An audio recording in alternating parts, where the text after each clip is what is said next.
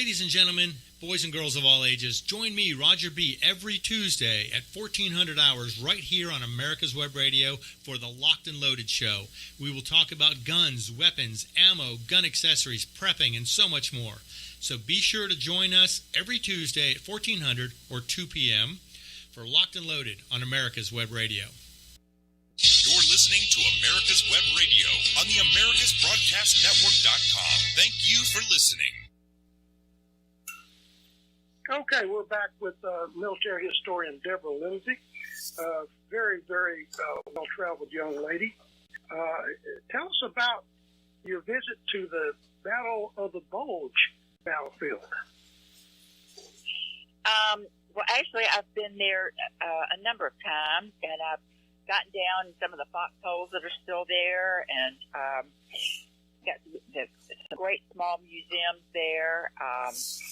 I concluded my trip with a trip to Luxembourg and went to the U.S. cemetery there where George Patton is buried. And one interesting thing about that is when you look at the cemeteries in Normandy, all the officers, all the generals are buried among the men.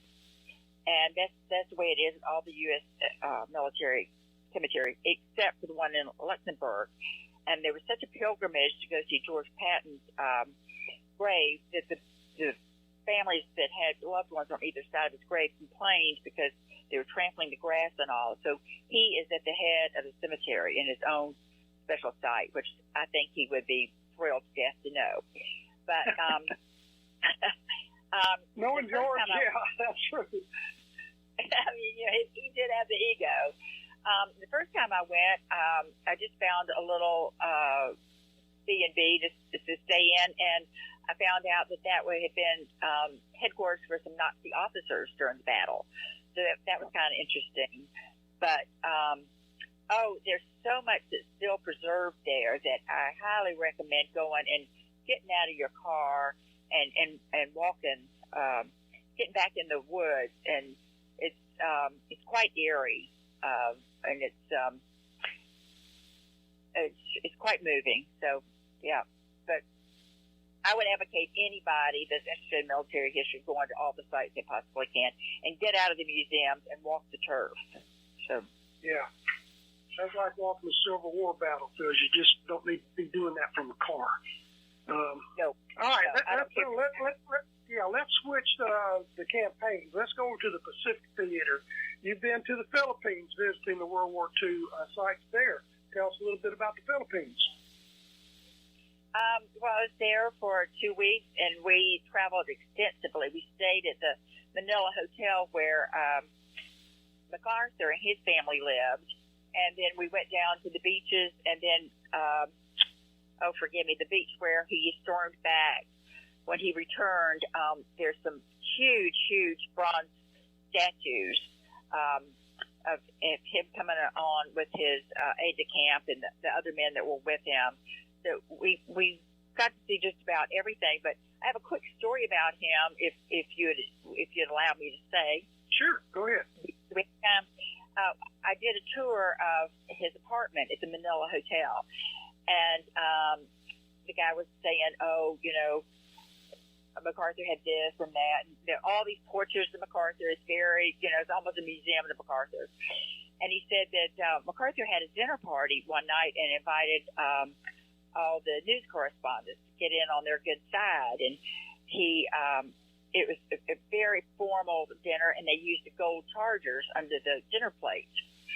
And then after dinner, he got the guys up and he walked around. He said, well, here's this and here's that, and here's the bedroom, but my wife sleeps here, and went on through the kitchen, and there was a little servant's quarters behind the kitchen with an army cot in it. He said, this is where I sleep because, I'm a military man.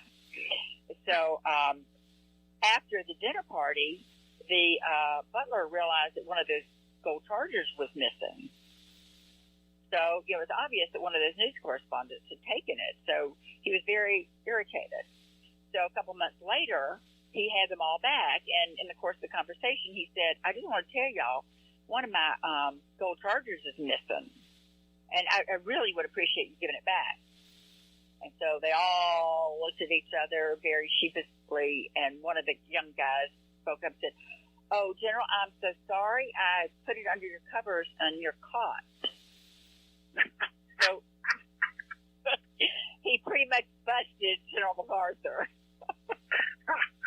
That's a great, great story. I think a lot of folks don't know about how the Filipinos suffered during World War II. And Manila was pretty near wiped off the map to get the Japanese out of there. Yeah. Now, I want to, there's so many. I thought about writing a book called In the Middle of Nowhere, about the battles in the Pacific that nobody knows about. We lost Marines, Army guys on little islands that you've never heard of, and most of the boys are still there. It was quite a war out there in the Pacific. Now, you also say you went to Guam. You know, we flew the B-52s out of there during the Vietnam War, and I've been on the stage with Representative Hank Johnson many times, and Hank and I get along fine, but Guam has not sunk yet due to our military presence, as he made the statement. Yeah, he did say that. But tell us a little bit about Guam. Well, I really enjoyed that, and I was with a friend of mine who's a military historian, and he knew somebody on the base. So he picked us up about 6 o'clock one morning and took us all the way around what he thought was important, and it's quite nice to have somebody that's stationed there to give us a private tour. But I hate to say this, but the most exciting moment on Guam was when he took us to see the memorial to military dogs. And I'm quite the dog lover. I have 2 Basset hounds, and I took more pictures of that dog statue than any other site on Guam, I believe. But that was our. I've never heard about that statue before. All right. Yeah. I'm sure you've seen pictures of it in different books, but that's where it is in Guam. Huh. I interviewed a gentleman, a World War II veteran that passed away about a week after I interviewed him, but he was from Guam. I think they're called Camaros. But he joined the military right before Pearl Harbor and was at Pearl Harbor during the attack, and he was one ship away from Missouri when the Japanese surrendered. Fascinating story. The people from Guam are fascinating individuals. I've met a lot of them. The island itself, it's sort of small, isn't it? It's very small. I wish I could remember the dimensions. I want to say it's like 2 or 3 miles, about 6 or 8 miles. I mean, it's very small, but that was our staging spot to fly into Iwo Jima. All right, let's move on there. Iwo Jima, number one, how did you get to go there? Tell us about your visit there and the future visits on Iwo Jima. Very interesting story about the Battle of Iwo Jima. Go ahead, Deborah. Okay, well, do not dismiss Facebook, because a friend of mine had posted on Facebook he was going to Iwo Jima. So Facebook can be a wealth of information. And I immediately called him and I said, I want to hitch on your bandwagon. And it's very difficult to go. They limit it. There's only one day out of the year that you can go. And it's only a day trip. There are no facilities there. It's actually a Japanese air and naval station. There's, no restaurant. There's no hotel. There's nothing. It's a working military station. So they flew us in, and what was really exciting is I've never seen so much brass in my life. And they were standing there as we deplaned, and all these generals and admirals and all were shaking our hands. It was just really thrilling. But they had 2 great big tents set up, and the Americans sat in one, and the Japanese sat in the other. And what impressed me most about that is we had maybe 5 or 6 veterans with us, and they were on the front and center of our tent, so they had the best seats that we had. The Japanese only had 1 veteran that attended, They put him on the back row, so there's no way he could see what was going on. And I thought that was very telling that they did that. But they had our Marine band come in and play. It was quite something. And who was the Japanese admiral that we shot down? Yokomoto, or what was his name? Yamamoto. Yeah, his grandson gave the keynote speech, which was kind of interesting. Yeah. And then I can say that I hiked up Suribachi. And now I was on an asphalt road, but and I wasn't carrying probably 60 pounds of gear, but I did climb it, and I did get to the summit, and that was probably my aha moment of my military travels. And I found out, and I didn't believe this until I fact checked when I got home, more people have been to the top of Mount Everest than have been to Iwo Jima. Really? Yes. And I am never going to Mount Everest, so that's going to be my claim to fame up at the top of Iwo Jima. Yeah. And they, as I said, you can only go one day a year, and they fly you in early in the morning. They bring in your lunch and your drinks. There's nothing there for you except what you bring in. The women had to wait to use the facilities because there's no bathrooms for women. And then you fly out late that afternoon. But they're not going to allow the Americans to come anymore after there are no more American veterans to come. So, and I would imagine that could be maybe next year at the rate we're losing our World War II veterans. So when that happens, no more Americans can go. Wow. I think a lot of people don't know the famous flag raising on Iwo Jima. Of the 6 flag raisers, only 3 of them didn't get off the island. 3 of them were killed in action. I interviewed Deborah, 3 veterans at Iwo Jima. I could not believe this, but one was in a tank, one was a captain, and one was a grunt. He landed on Iwo Jima with 240 members of Easy Company, U.S. Marines, and he was one of 7 that walked off the island. But interviewing these guys, I found out that they all knew each other. They had met. Oh, really? At some point. I don't know what the odds are of that, but the flag raise at Iwo Jima is so well remembered. It's the most famous photograph of World War II. How did you feel about being there when it really happened? Where it really happened? Well, I mean, it does send tingles down your back. What disappointed me was when we raised the American flag, there was a child, probably 10 or 12 little boy, that they let him help hoist the flag up. And by the time I got my camera up to take a picture, they were already lowering it. The Japanese do not want that American flag flying. Oh. So, I mean, it went straight up and it went straight back down. So I didn't get a picture of it when it was very top. It That's happened that interesting. quickly. I thought the American flag flew 24 hours at that site. Oh, no, sir, it does not. That is Japanese territory. That is very interesting. Can't believe all the propaganda you see or read. Deborah, we got a couple minutes left. Give me some final thoughts on your book.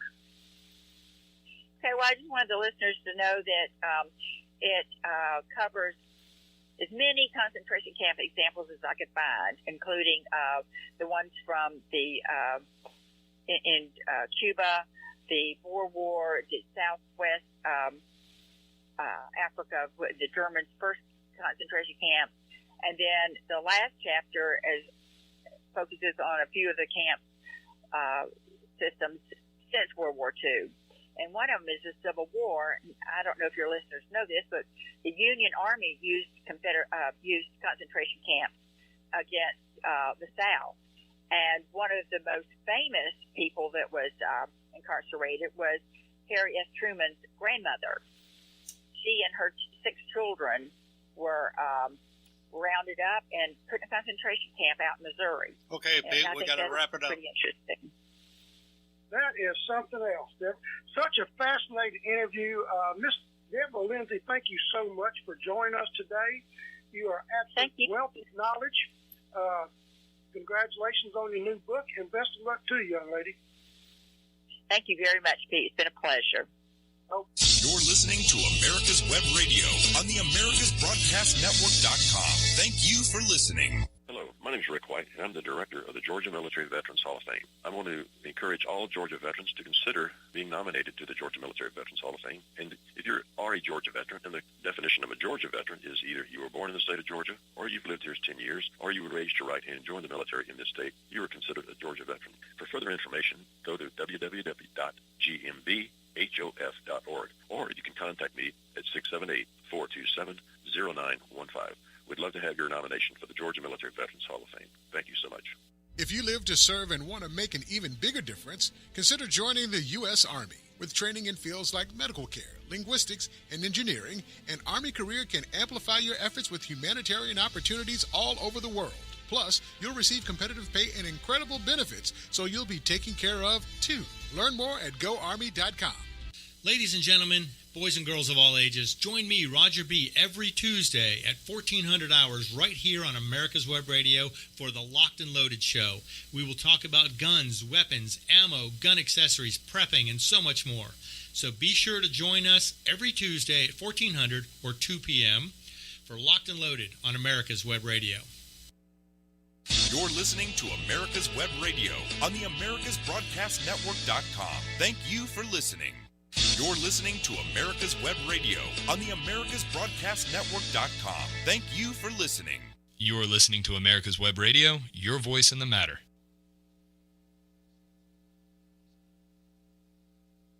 You're listening to America's Web Radio on the AmericasBroadcastNetwork.com. Thank you for listening.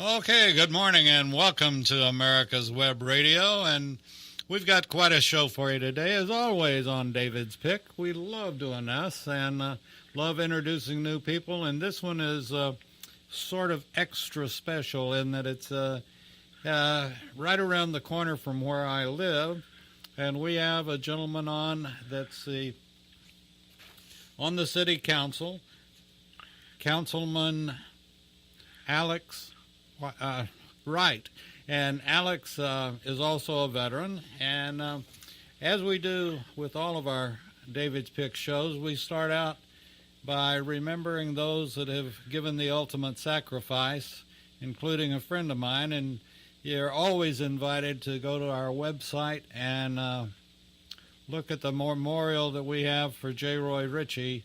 He succumbed to Agent Orange-induced cancer, and I still think about him. He was my roommate in college and a very, very dear friend. But we don't everybody that has served in the military. All of them are our brothers and sisters, and we appreciate them. We're going to take just 1 minute of silence and remember them. And remember those that are serving today. I've got a son serving today, and so we want to remember everybody that's worn a uniform, be it military or first responder. So we'll take out just 1 minute.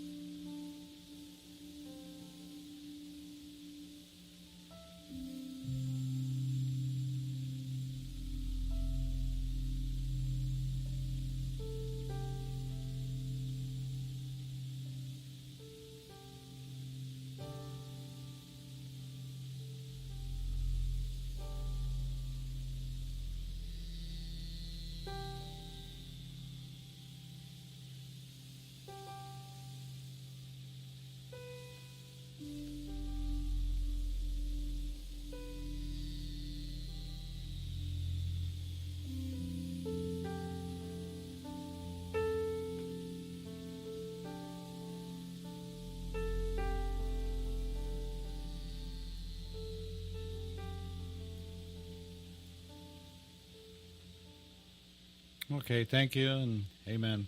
Now, the other thing that we do, and we gotta admit that Alex is not too familiar with what I'm doing next. But I know anybody that served in the Marines or in the Army, they know what's coming, and that's the way we get going at this show every time.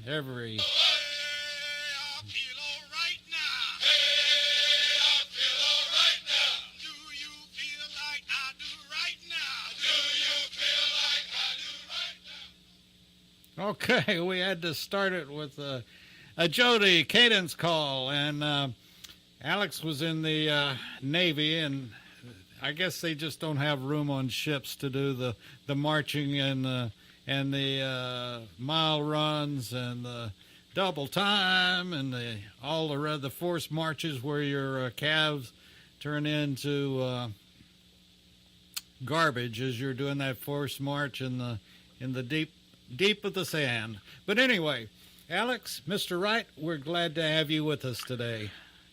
Thanks for having me on.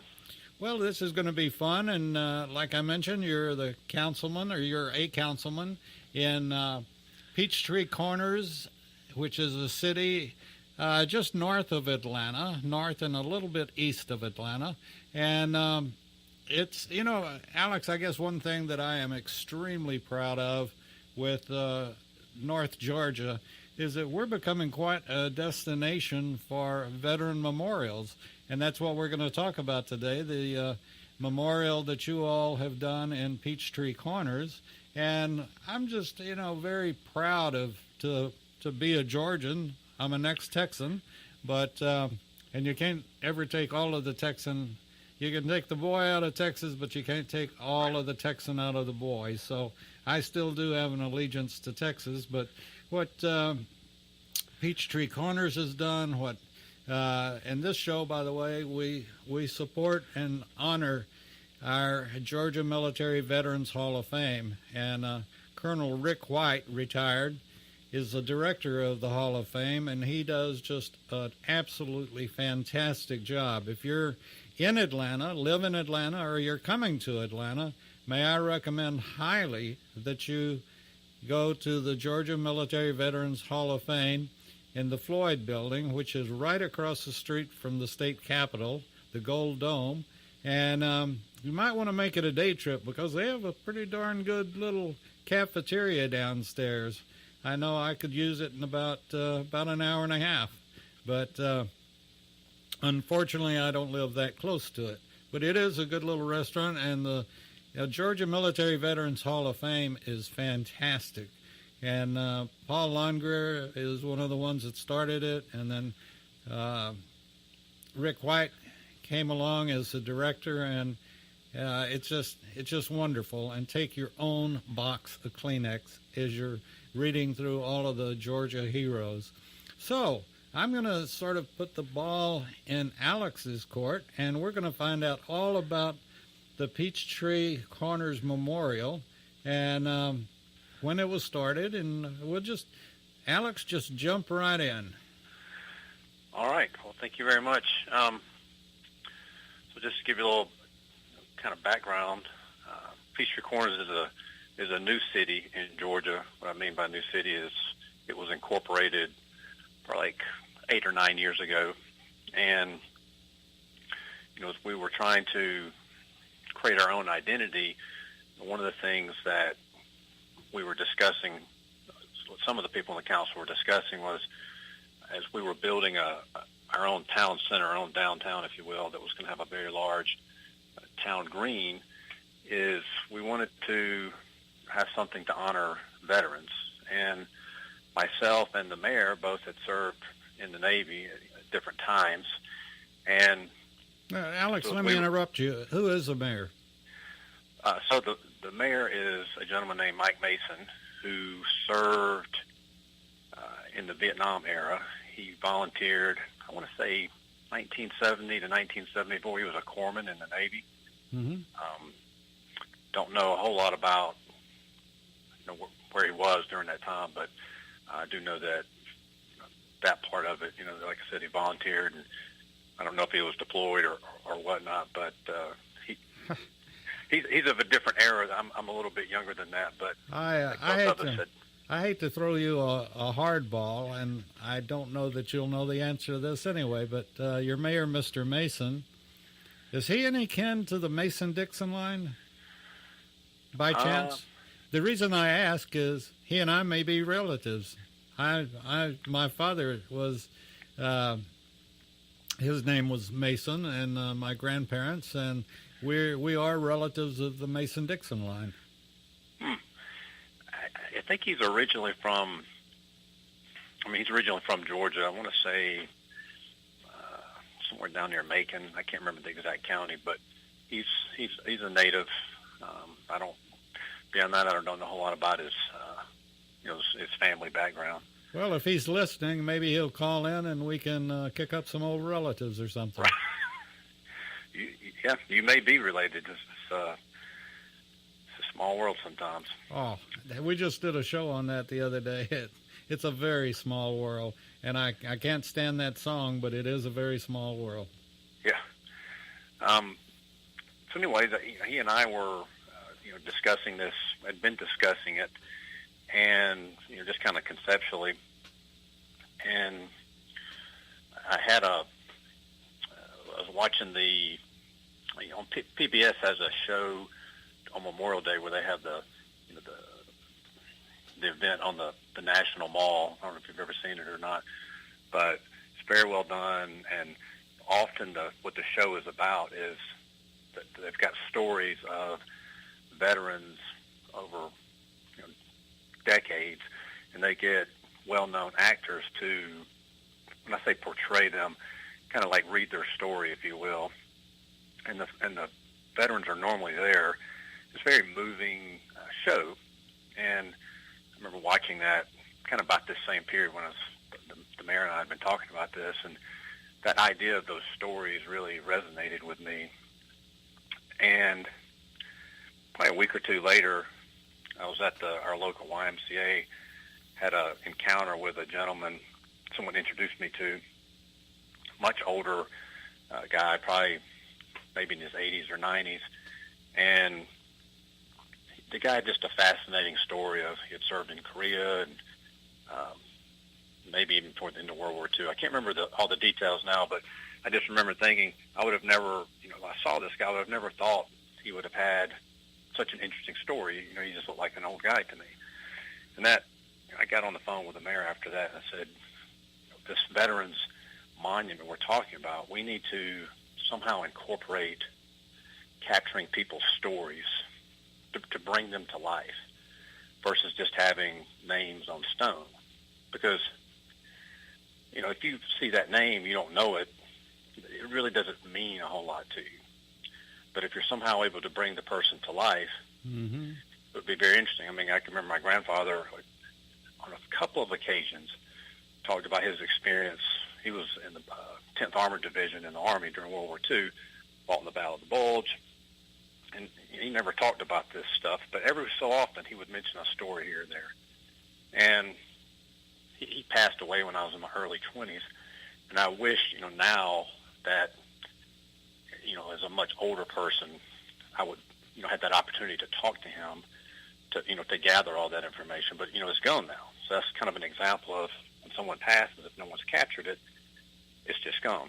And so as we started to talk about, constructing a monument, that was a key piece that we wanted to integrate into the theme, if you will, not just to be bricks with names on it. And so we needed to find someone to kind of lead this effort because, I'm still working at the time. The mayor was still working full time.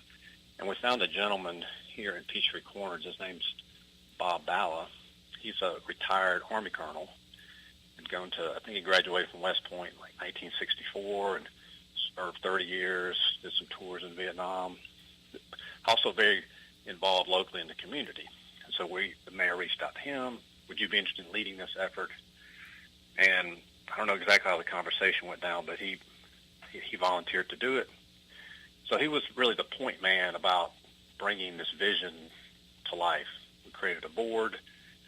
The mayor and I both were on it, and there was a few other local. Some of the people were veterans. Some were just interested in, that kind of, veterans, activities. And so this was probably 2015 maybe. And obviously one of the first things you got to do is, what is the vision? What do you want it to look like? And then one of the other big things is, once you figure that out, where's the money going to come from? And so that was a process that Bob led, Mr. Bowell led. And it went on for several years, as we would refine what we wanted to look like. A couple of what I think are the highlights of the monument. And one thing that I did learn during this experience is there's a difference between a monument and a memorial. Right. A memorial Rick, is dedicated to before people that have... Alex, before you get into that, we need to take our first break, and then when we come back, you can elaborate on the difference, okay? Okay, sounds good. We'll be back right after this. Hi, this is Rocky Blair, former four-time Super Bowl champion with the Pittsburgh Steelers and Vietnam veteran.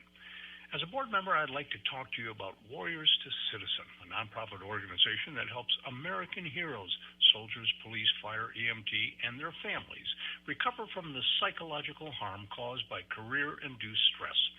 Over the last 20 years, broken relationships have been a major causal factor for the highest documented divorce rate and resulting suicides in this population. This program, From Warriors to Citizen, is delivered free to families by professionals, all whom served in uniform and understand the needs to be addressed. I ask for your support, so please go to our website, warriorstocitizen.org, and find out how you can help, either by making a donation or sharing this information with an American hero that you may know. And thank you. Hello, my name is Colonel Retired Rick White, the United States Army veteran, and I'm the director of the Georgia Military Veterans Hall of Fame. I would like to encourage all Georgia veterans to consider being nominated to the Georgia Military Veterans Hall of Fame. If you are a Georgia veteran, and the Georgia veterans definition is you are either born in this state, or you lived in the state 10 years, or you raised your right hand and joined the military in the state of Georgia, you are considered a Georgia veteran. For further information, go to your website at www.gmvhof.org, or you can contact me at 678-427-0915. Nominations need to be in by the last Friday in August each year. Again, if you're a Georgia veteran, or you're a friend or family member of a Georgia veteran, living or deceased, please consider nominating that veteran to this highly noble and rare Hall of Fame for our great state. Thank you so much. You're listening to America's Web Radio on the AmericasBroadcastNetwork.com. Thank you for listening. And we're back with Alex Wright, and he's just about to describe the difference between a monument and a memorial. Correct, Alex? Yes, sir. So All as I yours. was saying, during this experience, I learned from Bob that a memorial is dedicated to people that are no longer with us, died in the line of duty.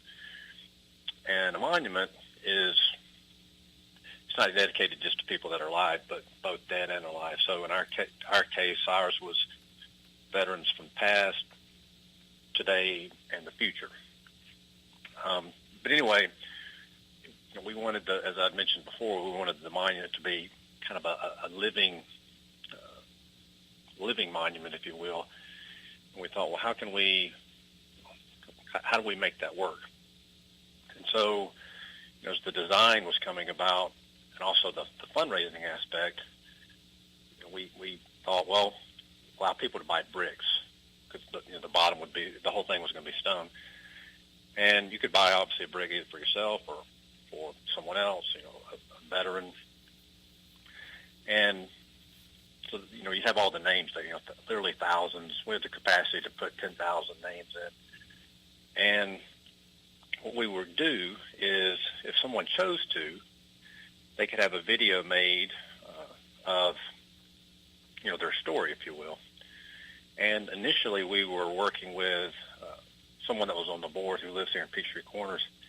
He already had a program going called Witness to War, which is this guy had wasn't his main job. He has a very successful tech company here in town, but he had a passion for kind of what we were talking about, capturing stories of veterans. But in his case, it was specifically for people who had served in combat. And he had people travel all over the country to do these interviews. But, he already had this process set up. So we initially were using that where, he had someone that would conduct these interviews and the videos. And then what we would do is we would link the brick to, the video through initially it was going to be through a kiosk there on site, and then we decided eventually we would go to a phone app, so that way the kiosk wasn't taken up with people watching the videos.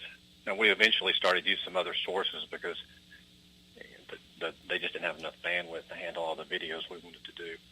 But what it allowed people to do is when they would come to the monument, what the kiosk did do is a brick finder. You could type a name in and it would show you where the brick was, so you could go to it. And then with an app that, we would tell people which app to use, it would pull up the video, probably like a 3 or 4 minute video. And sometimes it was the actual veteran. Sometimes it would be, a son or daughter or even a grandson or granddaughter. Like I made some videos I made one for my grandfather, my wife's grandfather, another relative of my wife who I'd never met these people, but I was given information, and it probably could have been done better, but it was, because I'd not known them, but still we captured some of that story, which was the thing that would keep their story alive. So I think that's something that's very unique about the monument, and absolutely. Something we can continue to add on to as, more and more people, have their bricks put in. Alex, I want to commend you all for doing it, and we mention on this show every week the fact that our veterans today are our history books. It's deplorable what our kids are really not getting taught in school from the history books, and so we recommend every veteran, no matter where or what or when you served. If you haven't done it with your kids, do it with your grandkids. Get them up on your lap and tell them what you did and how you served. And I want to mention one other thing. We had a gentleman on yesterday on Pete Mecca's show, A Veteran's Story, and this gentleman is 96 years old, and he survived the Holocaust. And if you want to go to A Veteran's Story on our website and go to programs, and you better have your box of Kleenex close at hand. It's a heck of a story, but it's history, and there are people today, and Pete and his guest yesterday discussed the fact that people don't even recognize the Holocaust. Now, Alex, I don't know if you're aware of this or not, but we do a show called Remembering Desert Shield and Desert Storm. 30 years ago, we went to war. And there are people that if you ask what was Desert Shield and what were we doing there, they have no clue. Yep.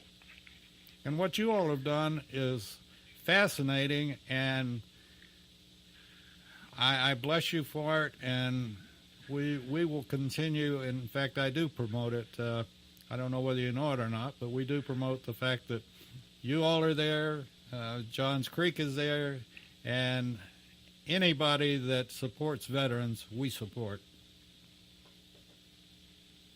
And you all certainly are. So you've got this information in a kiosk, I believe, correct? Right. So at the monument, which is right on our town green, which is very popular attraction, for lack of a better word.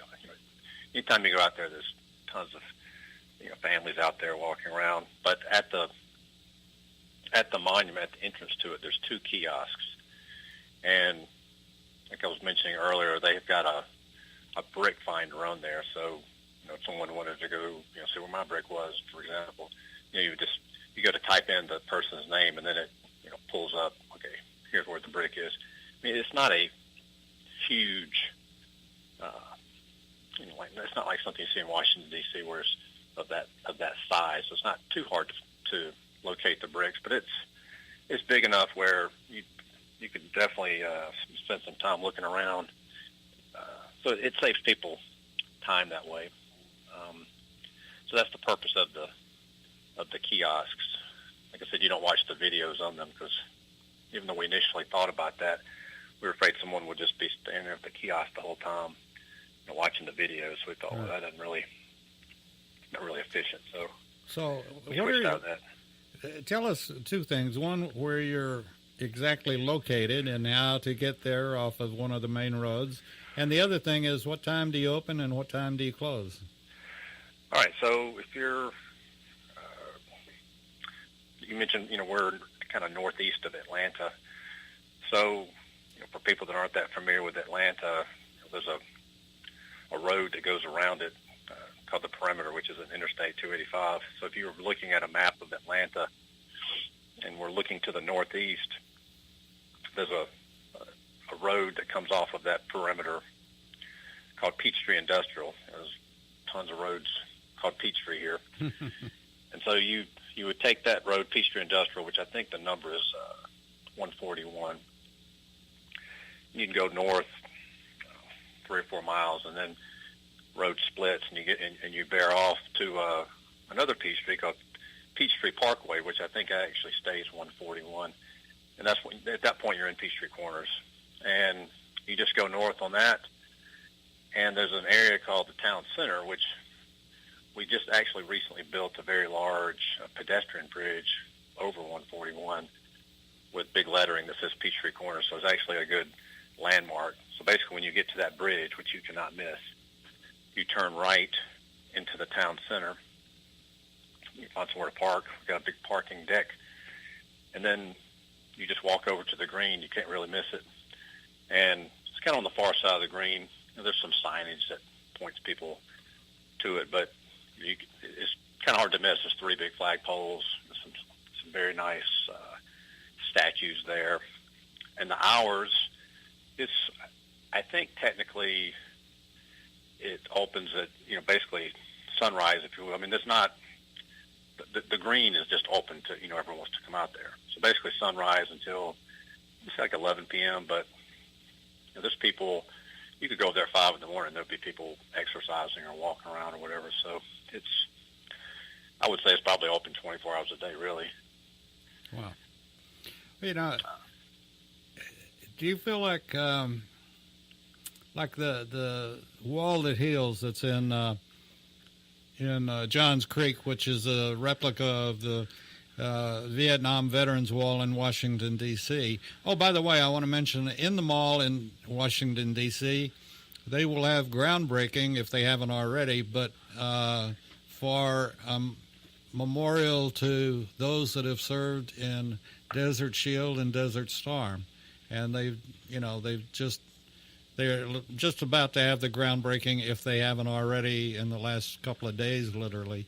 But we're pleased that they are remembering our veterans that served in the Middle East. So anyway, back to Peachtree Corners. Is there any? I gather if it's open, like you said, it's basically free to the public. Oh yeah, absolutely. It's just like any. I don't know about any, but a lot of times those kind of things are accessible to anyone. Like I said, anytime you go over there, at least during daylight hours, it's a very active area. There's restaurants and got a big stage there. We have concerts and a lot of. It's really meant to bring the community together, kind of bond us, if you will, through common activities. And so we thought having the Veterans Monument right there on the green really was conducive to that idea of something to bond us in our current environment.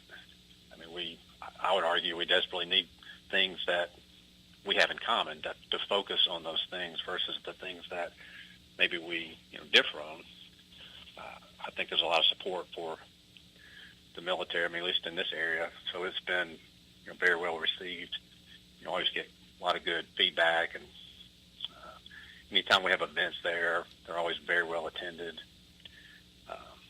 So yeah, it's been, I would deem it a big success so far. Well, you've got another thing in the area that there are a lot of veterans that live in that area. Johns Creek, Peachtree Corners, Roswell, all Alpharetta, all that area. There are a lot of veterans, and we certainly respect all veterans and first responders. And again, I'm very pro United States, as you might gather. But, we use the term, I don't want to say loosely, but we use the term first responders.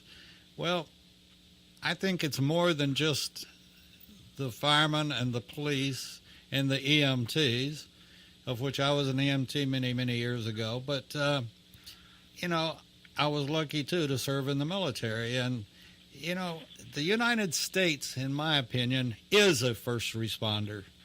We're the first there for a disaster, whether it's our country or another country. And,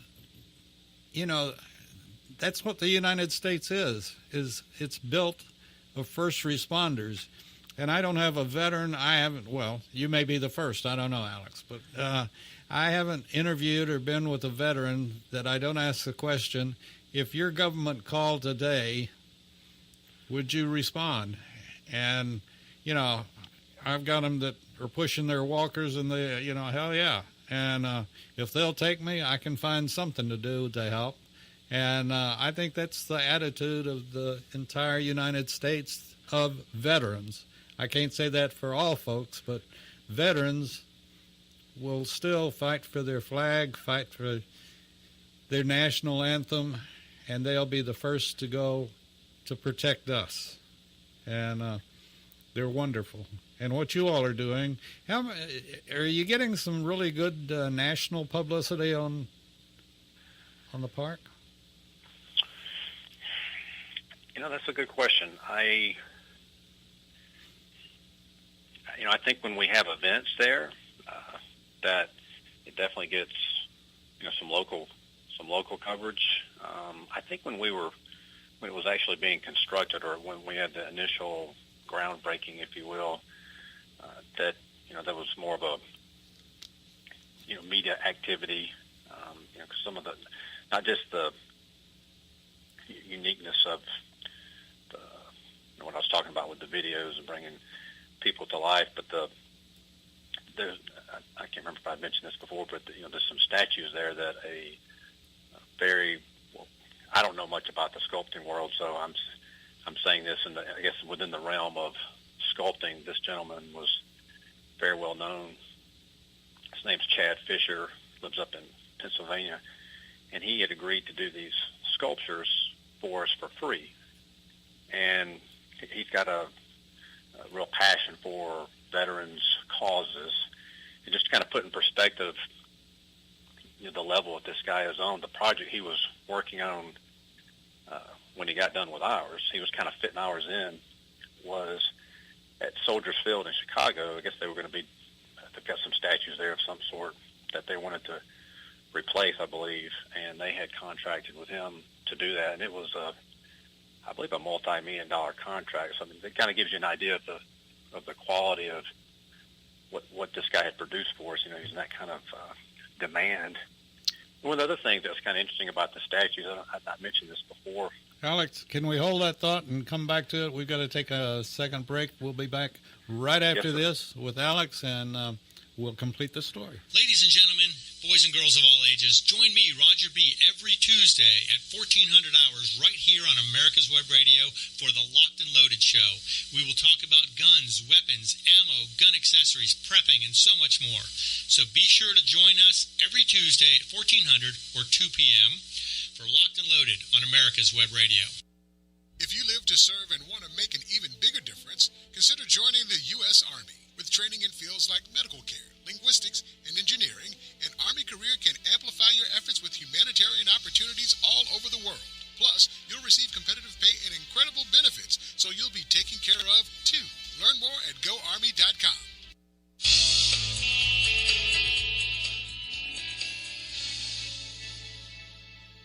This is America's Web Radio. Would you like to have a show, talk about your business, or express your opinion on America's Web Radio? Just email gm@americaswebradio.com, and we'll get back to you. Thank you. And we're back to you right now with Mr. Alex Wright, and he's a city councilman in Peachtree Corners, Georgia. But the main thing we're talking about right now is what they have set up as a memorial, correct, Alex? I didn't turn your mic on. Anyway, to veterans, and it's in Peachtree Corners, and it's a beautiful area. And if you've never been to Atlanta or the Atlanta area, there are many areas that are beautiful, and this happens to be one. And what you all have done there, Alex, is it needs national recognition, and most of our shows do go out on a national basis, and we invite anybody that's coming to Atlanta to go to the Georgia Military Veterans Hall of Fame, which is downtown, and then get out of downtown and come out to Peachtree Corners and see what they've got going on. I think, like I said, our veterans are our history books today, and this is where you need to take your children and let them hear the story. And, I kid about this all the time, that, and you being a veteran, and I'm sure that I don't know much about the Navy. My father was a captain in the Navy, but I went the Army route. But even in the Navy, do you know of one friend of yours, Alex, that you served with, or one of your buddies that you know now, that do you know any veteran that can tell only one story? There's never a shortage of good stories from people that have served, at least in my experience. That is, I think, something that's unique is the stories, the type experiences you have that you just don't have in the civilian world. In most cases, the bonding that you've got with people when you serve in adverse conditions. So yeah, definitely no shortage of good stories anytime you get together with folks that have served. They all got it. Well, no, I don't know a veteran that has just one story. In fact, I've never had a veteran answer that and say, no, I can't name anybody. Once you get them cranked up, it's hard to plug the jug, sort of, Yeah, absolutely. But I think what you all are doing, tell me some more unique things about when I get there and I start walking around. So I was mentioning before, about the statues, about Mr. Fisher had made these statues, but one of the kind of the things that may not even be apparent when you're there looking at them, but one of the things we wanted to do, the board had a big discussion about, well, what do we want the statues to look like besides representing, the four branches of the military, plus the Coast Guard. Then there's a sixth one that looks kind of like a Minuteman that represents the National Guard and the reserves. But we thought, well, this is an opportunity to be inclusive, to kind of represent all the different types of people that have served the country. And so, to give you an example, like the Navy statue, it's got a man in a Cracker Jack uniform, which is kind of if you know what that means, it's got the kind of traditional looking enlisted sailor hat. Mm-hmm. Hopefully you get the reference. But anyway, so there's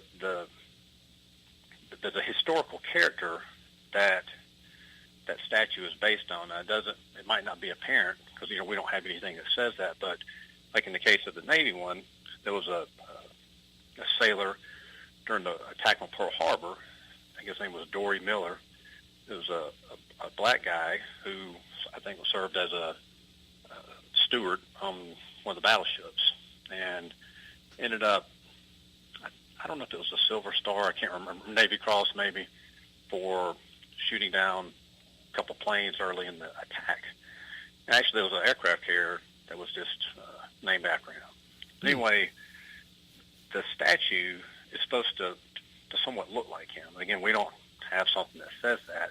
You'd have to kind of read the history. We've got some online stuff that talks about that. But like in the Marine Corps one, for example, the features are supposed to be ever so slightly representing an American Indian, and that's supposed to be for the code talkers that served in the Pacific War with the Marines. Mm-hmm. So each one of them has, kind of a different group that,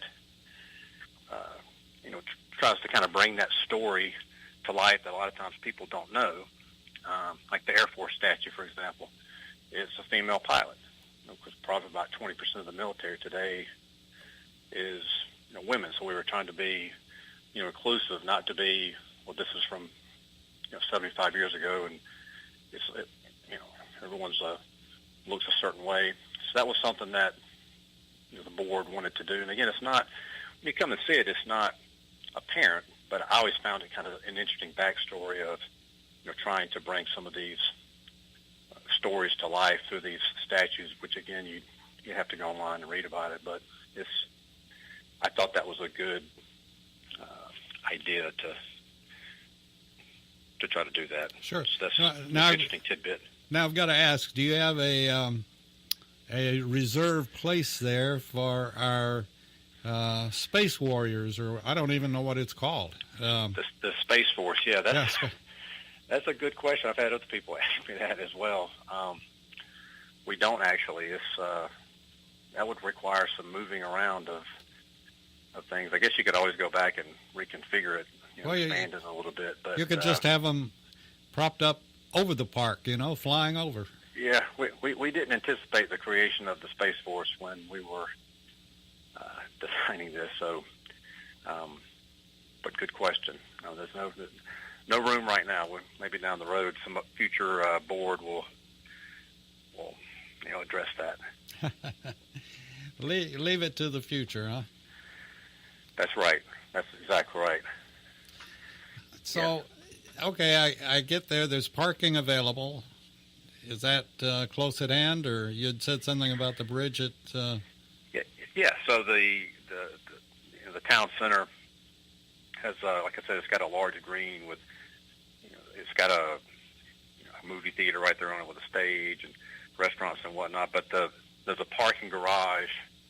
It's probably a 2 to 3 minute walk from this parking garage. And the parking garage holds probably 1,000 cars. I mean, we've had events there that have had, 6,000 people, and still had plenty of parking because there's, we've got connectivity across the highway with another very large retail development, I guess you could say.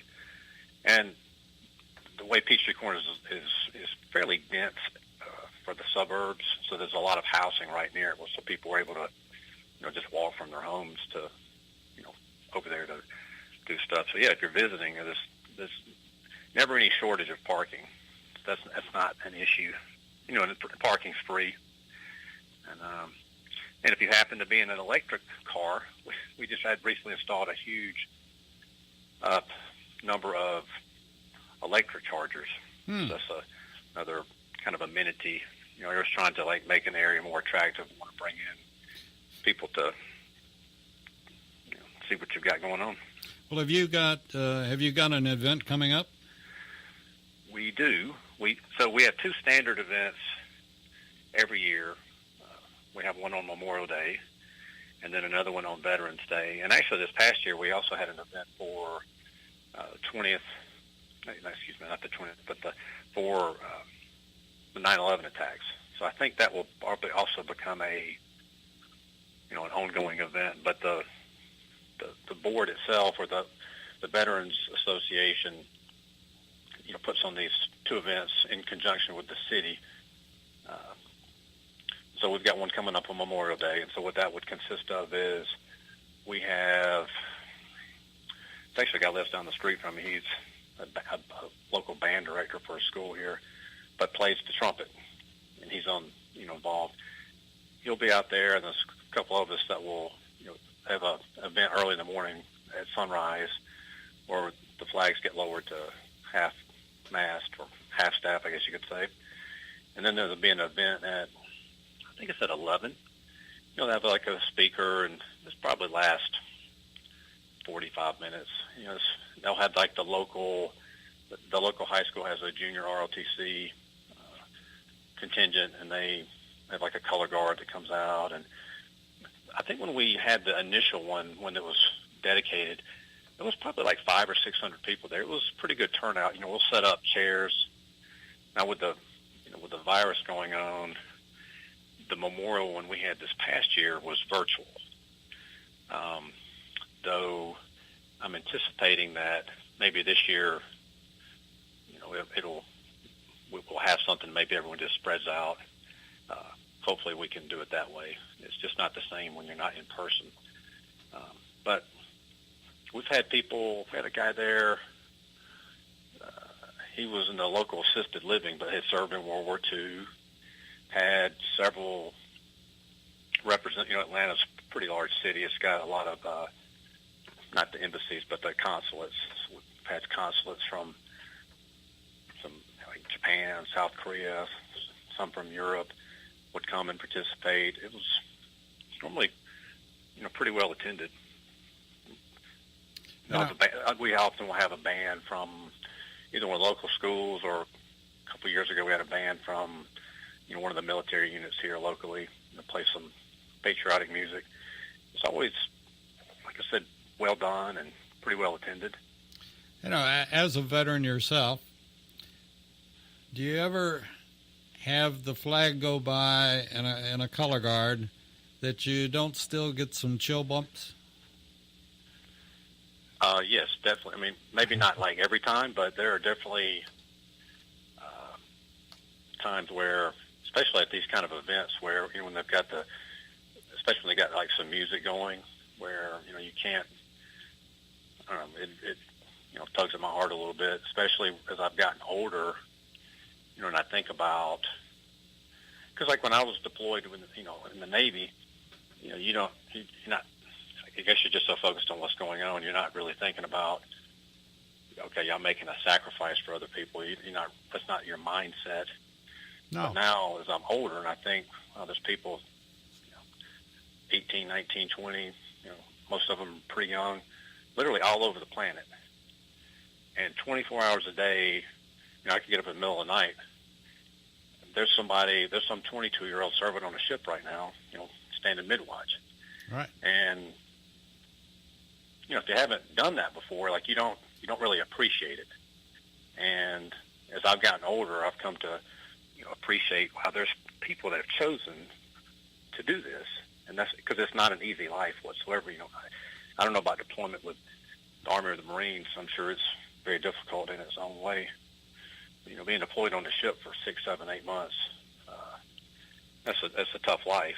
So you get to know as I get older for people doing that. You get to know your shipmates very well. And as I mentioned earlier, I have a son that's he's a major in the Air Force that I'm very, very proud of. And, he's had a tour in Korea, a tour in Germany, and now he's here in the States again. So we're very pleased with him, very happy with him. And but the military, and I go through this all the time, is that today's military, it's almost like a civilian job in some ways, in that, one, the pay scale is very good, and I don't think there's a job in the world or an interest in the world that you may have as a high school senior, or you may have as a college graduate or whatever, and if you haven't decided what you want to do with your life, then check out the military, because I can guarantee you one of the branches has something that's going to be of interest to you and can easily turn into a career. And once you've served your tour and get out, you're going to be ahead of the guy standing next to you looking for a job, because the HRs love the military. They know that you're a leader. They know that you can take responsibility, and that you are called on to do something, you'll do it. And the military is a fantastic career. And, you know, we certainly suggest to parents, to grandparents, to kids, take a look at the military and all the opportunities. And the pay is very good these days. So that's our spill for all branches. And it's good after you serve, too. That's something that even the best of the civilian jobs can't match what you get from the military. No, I would totally agree. It's interesting because I just turned 50 this past year. As I've talked to peers of mine, most of which didn't serve, because the percentage of people that serve in the military today, like it's 1%. Yeah, it's very low, right? And so, as I just primarily like men I'd be talking to who will say, I wish I had served. Not necessarily, I wish I'd been in a war or anything, but just as they look back, kind of like a regret they had, which obviously when you get to be my age, you can't go back and sign up. And I think the older I get, the more I'm appreciative that I chose that. 'Cause a lot of times when you're in, especially when you're deployed, you're not thinking far into the future. Like, well, I'll be glad I did this. You're thinking about it's kind of when do I get out? Though I do often tell people that one thing that I do miss at times is no matter what you were doing, no matter how challenging it was, you could always rationalize, because if you're standing watch in the middle of the night in the ocean, like that's kind of boring. I mean, like it just kind of grinds on. But you could always rationalize it, saying, "I'm doing something important," even though it might be just a small cog in the wheel. There was value to it. You were serving something greater than yourself. That often in the civilian world, corporate world, it's really just about making money, and not that there's anything wrong with that. I mean, who doesn't like money? But it's it's harder to be as motivated about that or to create that same team spirit when it's just about how do we make the stock price go higher versus, like I said, when you're serving the country, serving a higher purpose than yourself. That makes a lot of these other things more endurable. Well, this is something that for those that haven't served, the camaraderie of your brothers and sisters that are in your branch, or even if, fortunately I never got in a fight with the Navy personnel or anything like that, but at the same token, you walk into an airport and you're a veteran and you see another veteran or you see somebody that's on active duty, buy them a meal. It'll make you feel a lot better than it will them, but they appreciate it. And just 5 little words put a smile on any military person's face, and that's thank you for your service. And that's what it's all about. And the person that has decided to serve, they sacrifice. And we also recognize the family when someone is deployed or has decided to serve and they go on active duty or whatever the case might be. The family serving right along beside them. They may be 1,000 or 10,000 miles away, but that family is serving along with the person that's deployed. And we recognize the spouses, be it male or female, and certainly the kids that have a little chunk cut out of their lives while one of their parents may be serving somewhere. And there's always depending on what the situation is, there's always the possibility. And that's why we support the families. And one other group that I always mention and should be, I would think, important with what you all are doing in Peachtree Corners is that the dust-off pilots were absolutely phenomenal in Vietnam and even in Desert Shield and Desert Storm.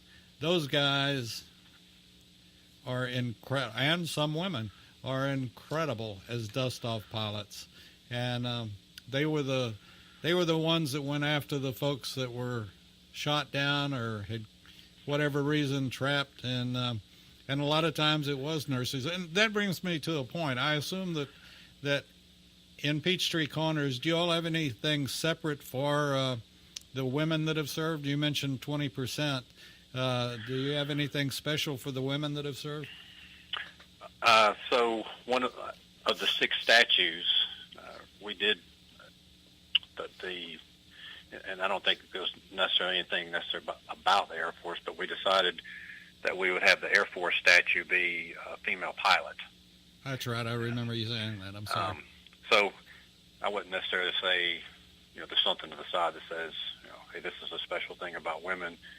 We didn't want to necessarily do it that way, but we also wanted to, in an appropriate way, recognize, that women contribute, significantly to our military. So that was the way we chose to do that, to honor that, their participation. That's interesting, and I agree with it totally. Then now I would ask that someplace that you put a little statue of the nurses that give so much, and they have done so much over the years. But I'm not telling you how to run your park by any means. No, that's a great idea. Nurses. We've had a number of them on that are veteran nurses, and some of their stories and what they see and what they do for the wounded is just, it's indescribable. And nurses are nurses; they're not doctors, but at the same token, they have saved hundreds and thousands of lives over the years. And, many of them suffer just like the infantryman that was in the bush and got sprayed by Agent Orange. We have a lot of the nurses that were in the field as well. And but it's, and I think probably being on a ship, it would be even more than, well, I don't think it's more than being in a tent with 50 other guys or whatever, but at the same token, there is a military camaraderie that's second to none. No, that's absolutely true. In the Navy, they had I don't know about now, but when I was deployed, when you would go ashore in a Liberty port or whatnot, this is before cell phones, you always had to have what they called a Liberty partner. You always had to stay together, you and this other person, like no matter what, because otherwise, you might not make it back to the ship for whatever reason. And on my first deployment, on my first ship, my Liberty partner was this guy named Tom Crimmins, who was from New York City.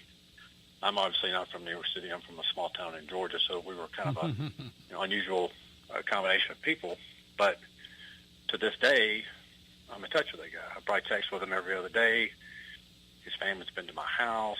I've been to his house. He lives in New York City. All these years later, in fact, his oldest son, who went to West Point and then switched over to the Navy to be a Navy pilot, he stayed at my house when he was in Pensacola for flight school. So to your point, like all those years later, we're still tight, still in touch. You don't normally get like that in the civilian world. It's come that experience where we're deployed together and spending all that. I mean, when you're standing watch in the middle of the night, you got a lot of free time to talk about things. You often learn more than you really want to know about somebody, but you get to know them. Oh yeah, and the families almost mashed together. Yes, that is true. Very true. So yeah, I've been grateful for those experiences, and heck, even during the building of this monument, I would meet people I didn't know were veterans, and it's amazing how quickly you establish a bond. Maybe not like what I had with my Liberty partner, but it's like this unspoken bond of we've got something in common. Yeah, you served, I served, and and I make it quite clear that I was never in country. I was a reservist, but I put in my 6 years, and I appreciate. I feel like I didn't do my whole thing, but I still appreciate the recognition that people like Rick White give me, and and I certainly respect him for his 2 tours in Vietnam. And it just it all comes down to you have to pick and choose at the time, and some people go right and some people go left, and some people walk straight ahead, but Yep. You still served, and you still know everybody. One thing about it, no matter what branch you're in, you go through basic and AIT or boot camp or whatever the service might call it, but you all go through that first 6 months of training. That's right. You're all get yelled at together. Yep. Rick, I keep saying Rick. Alex, I'm sorry. We're going to have to cut it off. We've got to get out of here, make way for another show, the Healthcare Hour, and I want to thank you so much. And one other quick question: will you come back on, and particularly come back on when you or not particularly, but if you have an event that's going to be coming down the pike, please let me know, and let's get you back on. Absolutely. I would love to do that. And I appreciate the opportunity to be on your show, and absolutely will keep you informed about our upcoming events so you can share that with people. So we appreciate that. Thank you, sir. And you're listening to America's Web Radio. We'll be back with more programming right after a couple of messages. You're listening to America's Web Radio on the AmericasBroadcastNetwork.com. Thank you for listening. Hello, my name is Colonel Retired Rick White, the United States Army veteran, and I'm the director of the Georgia Military Veterans Hall of Fame. I would like to encourage all Georgia veterans to consider being nominated to the Georgia Military Veterans Hall of Fame. If you are a Georgia veteran, and the Georgia veterans definition is you were either born in this state, or you lived in the state 10 years, or you raised your right hand and joined the military in the state of Georgia, you are considered a Georgia. For further information, go to your website at www.gmvhof.org, or you can contact me at 678-427-0915. Nominations need to be in by the last Friday in August each year. Again, if you're a Georgia veteran, or you're a friend or family member of the Georgia veteran, living or deceased, please consider nominating that veteran to this highly noble and rare Hall of Fame for our great state. Thank you so much. If you live to serve and want to make an even bigger difference, consider joining the U.S. Army. With training in fields like medical care, linguistics, and engineering, an Army career can amplify your efforts with humanitarian opportunities all over the world. Plus, you'll receive competitive pay and incredible benefits, so you'll be taken care of, too. Learn more at GoArmy.com. You're listening to America's Web Radio on the AmericasBroadcastNetwork.com. Thank you for listening. Welcome to Healthcare Insight. You're on America's Web Radio, and this is Ron Bachman. The last few weeks we've been talking about socialism, capitalism, tribalism versus nationalism, and all the things that are happening in the United States. Well, this past week we had a trial about the murder of George Floyd, and the policeman who's been convicted and is guilty on all 3 accounts. I'm sure they'll go to an appeal, and we'll see what happens.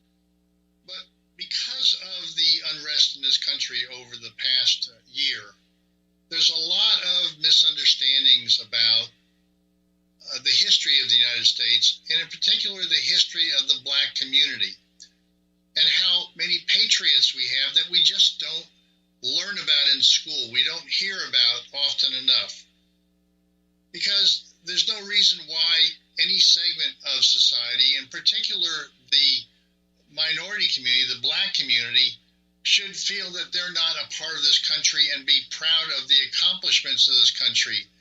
And so today I want to talk about the good, the bad, and the ugly on American history relative to blacks. But there's so much good. We hear enough about the bad and the ugly in the news media today, and how terrible the United States is, and how we're founded on racism, and that too many of the black community don't feel a part of this culture that's been created for opportunity to get ahead, to have material wealth, to have any kind of advancement in your own life, whether it's material or social or religious or whatever your goals and dreams are. You have that ability in the United States to pursue your own happiness, whatever that is. And that's available to everybody. And it's not available just to the white community. It's not just white privilege. There may be ingrained in many of our systems. Those things were developed by our white ancestors. But what I want to talk about today is how so much of that system was developed by our black ancestors, those people who were here during the times of difficulty of slavery, but who also were a part of a country where over 660,000 white people were killed to try to free the slaves and unite this country. Yes, the southern part of our country had a history of slavery to support the economy that they had built. And that ultimately was challenged and defeated. That's the great beauty of our Constitution and our Declaration of Independence, that we were able to address the wrongs. And what's also lost in much of this discussion about the minority community and the history that's been so lost, I want to talk about today and really highlight through a fellow named David Barton. And you can watch and see much of what I'm going to present on YouTube. But it's so powerful that I wanted to be able to present it to this audience on this station. And I'm going to interject, as I have the last couple weeks, with asking questions and providing commentary to the information that he presents. But one of the important things to start with is to recognize something that most people in this country seem to ignore, and that the United States was not unique in having slavery. The institution of slavery has been around since the eons of time. Almost every culture has had a conquering of another people and enslaved them. You can go back and read your Bible and you can see how there's been slaves throughout that period of time, and how the Jewish population was enslaved by the Egyptians and then were freed by Moses. You can go back to where the Romans were enslaving Christians. You can go back to where many of the European inhabitants, the Germanic tribes, the people that were in Switzerland that were part of my family when I did my family research, they were enslaved. People who came to the United States, many of whom came very poor, and in order to pay off the debts for having traveled to the United States by sea, they were put into indentured servitude in order to pay those off. That's just another form of slavery. We have slavery going on today in the United States with the sex slave industry that's far too large and rampant in this country. We have people coming to the United States border that are coming through a slave type of a process to be put into indentured servitude or into the sex slave trade. And we tend to ignore that it's happening before our eyes. We're ignoring it, and we're not even using the right terms. So slavery is not unique to the United States, but what is unique to the United States is the way we address the wrongs through our own Constitution, that document that was established over 200 years ago that still seems very relevant. So what I want to do now is I want to turn this program over to David Barton and ask him about giving us a flavor of the rest of the hour today. Give us an example of some of the historic black patriots and a little bit of the black history that we're going to delve into. So, David, give us a little bit of that background as we start. We're here in an African American museum to talk about African American history, so much of which is truly unknown today. For example, if you know of James Armistead, a black patriot inspired during the American Revolution who helped make possible the 1781 Yorktown victory that established America as an independent nation. Or Peter Salem, a black patriot who was a hero of the 1775 Battle of Bunker Hill. He also fought as one of the legendary Minutemen and was a soldier at the battles of Saratoga and Stony Point. And in the famous picture, the 1776 crossing of the Delaware on Christmas night, two men depicted at the front of the boat include Prince Whipple and Oliver Cromwell, two black patriots who served with George Washington and the American generals during the Revolution. Few are aware that many of the soldiers who fought during the American Revolution were black. And unlike the later segregated regiments in the Civil War, many of the units in the American Revolution were fully integrated, with black patriots fighting and dying side by side with their white fellow comrades and soldiers. And equally unknown is much of what occurred in black political history. That history will surprise and perhaps even shock you. But as you will see, it's a history based on indisputable facts and documents. Professor Barton, I am excited about learning the history that I wasn't taught in school and that I think so many people have never heard of. These great black patriots at the time of the American Revolution, they were a part of founding this country. They were a part of the fabric of this country. And how do we know about these stories and these people? How did you find out? I understand they were writers, and they put it down in writing, and you have the documents that you can show what these people said and how they described that history of the United States, that beginning of our country, that the black community was so much a part of. Give us some of the names of these writers so that we can all get familiar with them. And from former writers in black history, such as William Nell, Carter Woodson, Benjamin Quarles, Joseph Wilson, Booker T. Washington, Edward Johnson, and others, we learn that you must present the good, the bad, and the ugly to get the full story not only of history in general, but of African American political history in particular. David, we hear so much of the distortion of the black community. We do hear about the bad and the ugly. We don't hear about the good. But we also hear a lot lately about the 1619 Project and that this country was founded on slavery. And clearly the history of black Americans may very well have started and did really start in 1619. But that's not really the political history of the black community. So tell us about that from 1619 to the Revolution. Although the history of black Americans begins in 1619 with the arrival of the first slaves in America, the political history of black Americans actually begins in the year 1787, the year in which the American political system was constructed. 1787 was the year the Constitution was written. Today, many critics assert that the Constitution was a pro-slavery document, and to prove this, they point to the 3/5 clause, claiming that the Constitution says that blacks are only 3/5 of a person. One of the earliest black Americans to investigate this claim was the famous abolitionist Frederick Douglass. Douglass had been born into slavery and remained a slave until he escaped to New York. 3 years after his escape, he delivered an anti-slavery speech in Massachusetts. He was promptly hired to work for the state's anti-slavery society, and he also served as a preacher at Zion Methodist Church. During Douglass's first years in freedom in the North, he studied at the feet of abolitionist William Lloyd Garrison, who taught him that the Constitution was a pro-slavery document. Douglass accepted this claim, and his early speeches and writings reflected that belief. However, Douglass later began to research the issue for himself. He read the Constitution. He read the writings of those who wrote the Constitution, and what he found revolutionized his thinking. He concluded that the Constitution was not a pro-slavery document, but rather it was an anti-slavery document.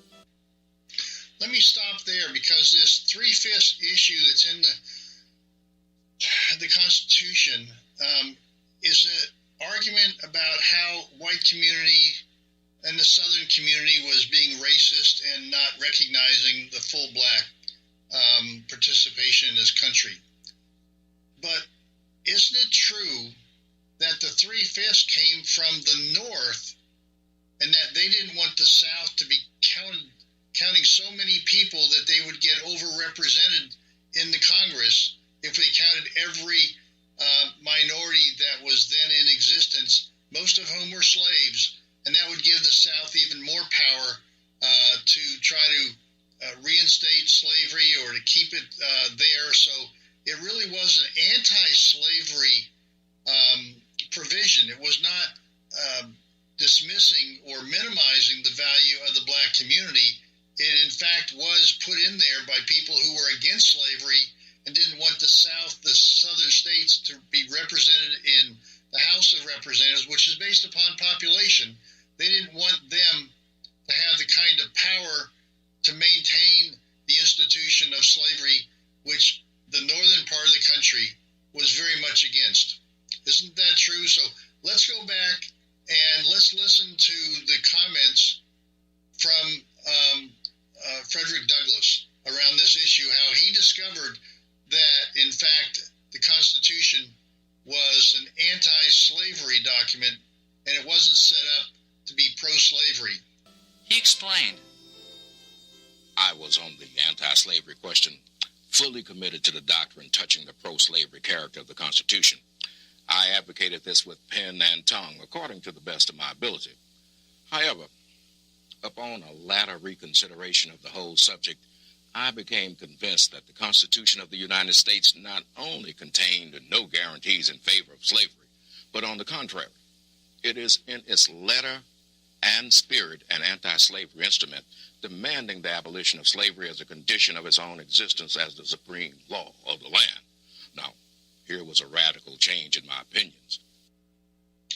Well, I hope our audience is finding this history as fascinating as I do, that there is so much black history here that has not been taught in our schools, that we've never learned about the patriotism, the founding of our country, with the integration of blacks and whites on a normal basis. It wasn't about slavery, because most of this was happening in the North, and they were working side by side, and they were writing and speaking, and members of Congress, and part of the political structure as we moved forward from our revolutionary days and the separation from Great Britain. Well, let's take a quick break ourselves, and we'll be right back and continue the story of black Americans and black patriots. If you live to serve and want to make an even bigger difference, consider joining the U.S. Army. With training in fields like medical care, linguistics, and engineering, an Army career can amplify your efforts with humanitarian opportunities all over the world.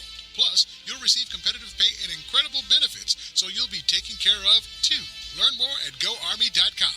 Ladies and gentlemen, boys and girls of all ages, join me, Roger B., every Tuesday at 1400 hours right here on America's Web Radio for the Locked and Loaded Show. We will talk about guns, weapons, ammo, gun accessories, prepping, and so much more. So be sure to join us every Tuesday at 1400 or 2 p.m. for Locked and Loaded on America's Web Radio. You're listening to America's Web Radio on the AmericasBroadcastNetwork.com. Thank you for listening. Welcome back to America's Web Radio. This is Ron Bachman, and you're listening to Healthcare Insight. What we're talking about today is not so much healthcare, but this whole changing economy and culture and politics of the United States. So before we can get into talking about things like healthcare, we need to understand the things that are going on today that set the foundation and the tone and attitude about people and how we self-govern. And one of the biggest issues today is the understanding of the black community and how its history has been lost. But we know it's there, and I want to rediscover that with Professor David Barton.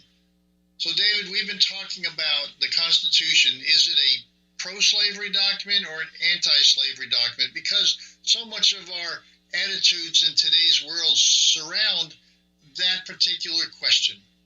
Many people who are sort of anti-American these days would say that our Constitution was a racist document. But what you're presenting and what Frederick Douglass just talked about was that while that actually was part of the early belief, that a further review by Frederick Douglass shows that, in fact, it was an anti-slavery, an anti-racist document that set up the process for the country to move ahead and get rid of slavery and racism forever. Now, this whole issue I touched on earlier, but this whole idea of the 3/5 has been used even in today's world as saying that the Constitution is racist because it only recognized people as of color as being only 3/5 of a person. Give us your take on that. What about the 3/5 clause?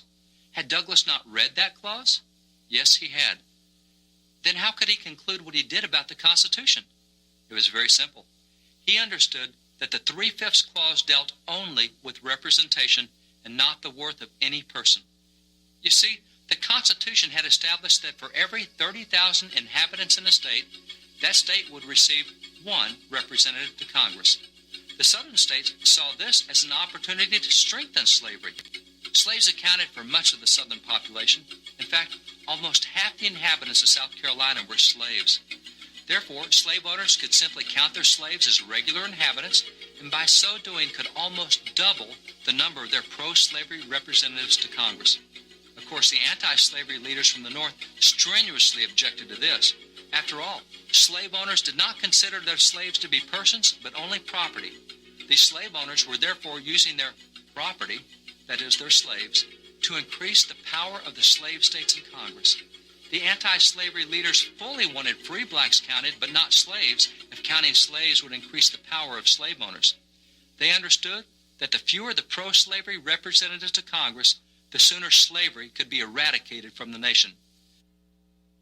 So let's put this 3/5 myth to bed. Let's kill this idea that so many leaders today, both black and white, use this 3/5 to talk about how racist our Constitution was, when the reality is many of these political leaders, they're educated in Ivy League schools, at Harvard, at Yale, at Princeton, or wherever, but they continue to misrepresent what that 3/5 is, and it gets into the general population as a statement as to why our Constitution is really racist. So let's knock this thing out and tell us one more time why the Constitution is in fact an anti-racist, anti-slavery document that we should all be very proud that our founding fathers had the foresight to be sure that this thing was structured so that the pro-slavery states in the South did not use their slave population, the minority population in the southern states at that time, to gain more power in Congress to perpetuate the evils of slavery. The final compromise was that only 60% of slaves, that is, 3/5 of slaves, would be counted to calculate the number of Southern representatives to Congress. In other words, it would take 50,000 slaves rather than just 30,000 before slave-holding states could get a representative in Congress, thus greatly reducing the number of representatives to Congress from states with extraordinarily large slave populations. This, then, is the 3/5 clause. It had nothing to do with the worth of any individual. In fact, free blacks in the North and the South often were extended the full rights of a citizen and regularly voted, both in the North and the South. The 3/5 clause had to do only with representation. It was an anti-slavery provision designed to limit the number of pro-slavery representatives in Congress. This is why Frederick Douglass, unlike many today who have never taken time to study the Constitution, could emphatically declare that the Constitution, all of the Constitution, was anti-slavery. David, tell us about another document that occurred in, I think it was 1789, called the Northwest Ordinance, that created free states and set the foundation for freeing slaves across the United States, even though slavery was rampant in much of the rest of the world. Tell us about the Northwest Ordinance. In 1789, following the ratification of the Constitution, Congress expanded its fight to end slavery by passing the Northwest Ordinance. That law forbade slavery in any of the federal territories then held, and for this reason, Ohio, Indiana, Illinois, Iowa, Minnesota, Michigan, and Wisconsin all eventually came into the nation as free states. On the federal level, progress was being made toward ending slavery and achieving full civil rights for black Americans. Tell us more about this continuous fight from our founding fathers and the black patriots that were working hand in hand with establishing a country that freed itself from slavery, freed itself from the evils of the slave trade. There were a number of issues. So this current day mentality that we have a racist document that started our country, that we are a racist country, really ignores this history that you're telling us. So give us some more details about what happened next. Another important point in black political history occurred 3 years later. In 1792, according to the website of the Democratic National Committee, the Democratic Party was started by Thomas Jefferson. The Democratic Party definitely played a role in black political history, a role that will be examined shortly. Some years later, in 1808, Congress continued its fight against slavery by abolishing the slave trade. A famous sermon commemorating the abolition of the slave trade was given by the Reverend Absalom Jones, the first black bishop of the Episcopal Church in America.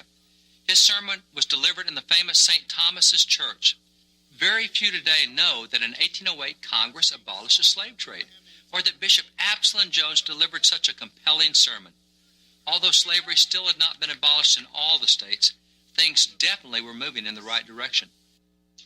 Clearly, our founding fathers and our founding documents were anti-slavery, but something happened that process didn't continue.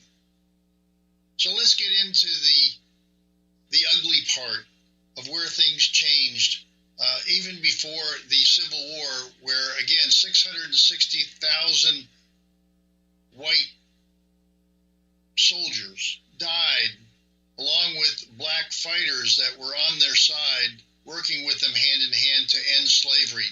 When the South was talking about, as we hear today, oh, that was just about states' rights. Well, we know that wasn't about states' rights. It was on to holding their power, their economic power, through the slavery economic structure that was so much a part of the South. That's what they really didn't want to give up. So what happened now after the original founding fathers began to pass away?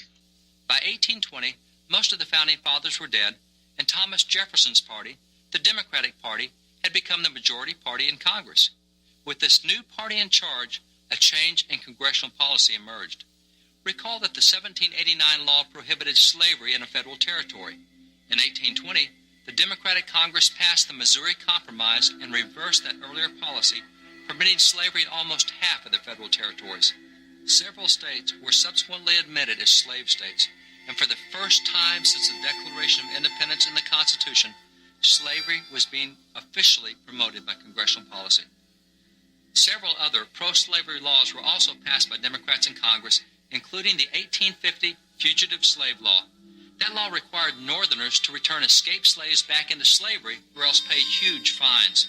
In many instances, the law became little more than an excuse for Southern slave hunters to kidnap free blacks in the North and carry them into slavery in the South.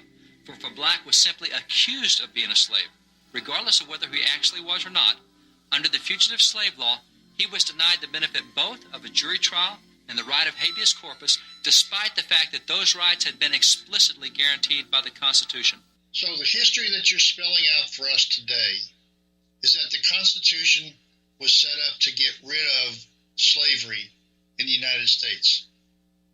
Subsequent laws were passed to support that removal of slavery and the slave trade in the United States.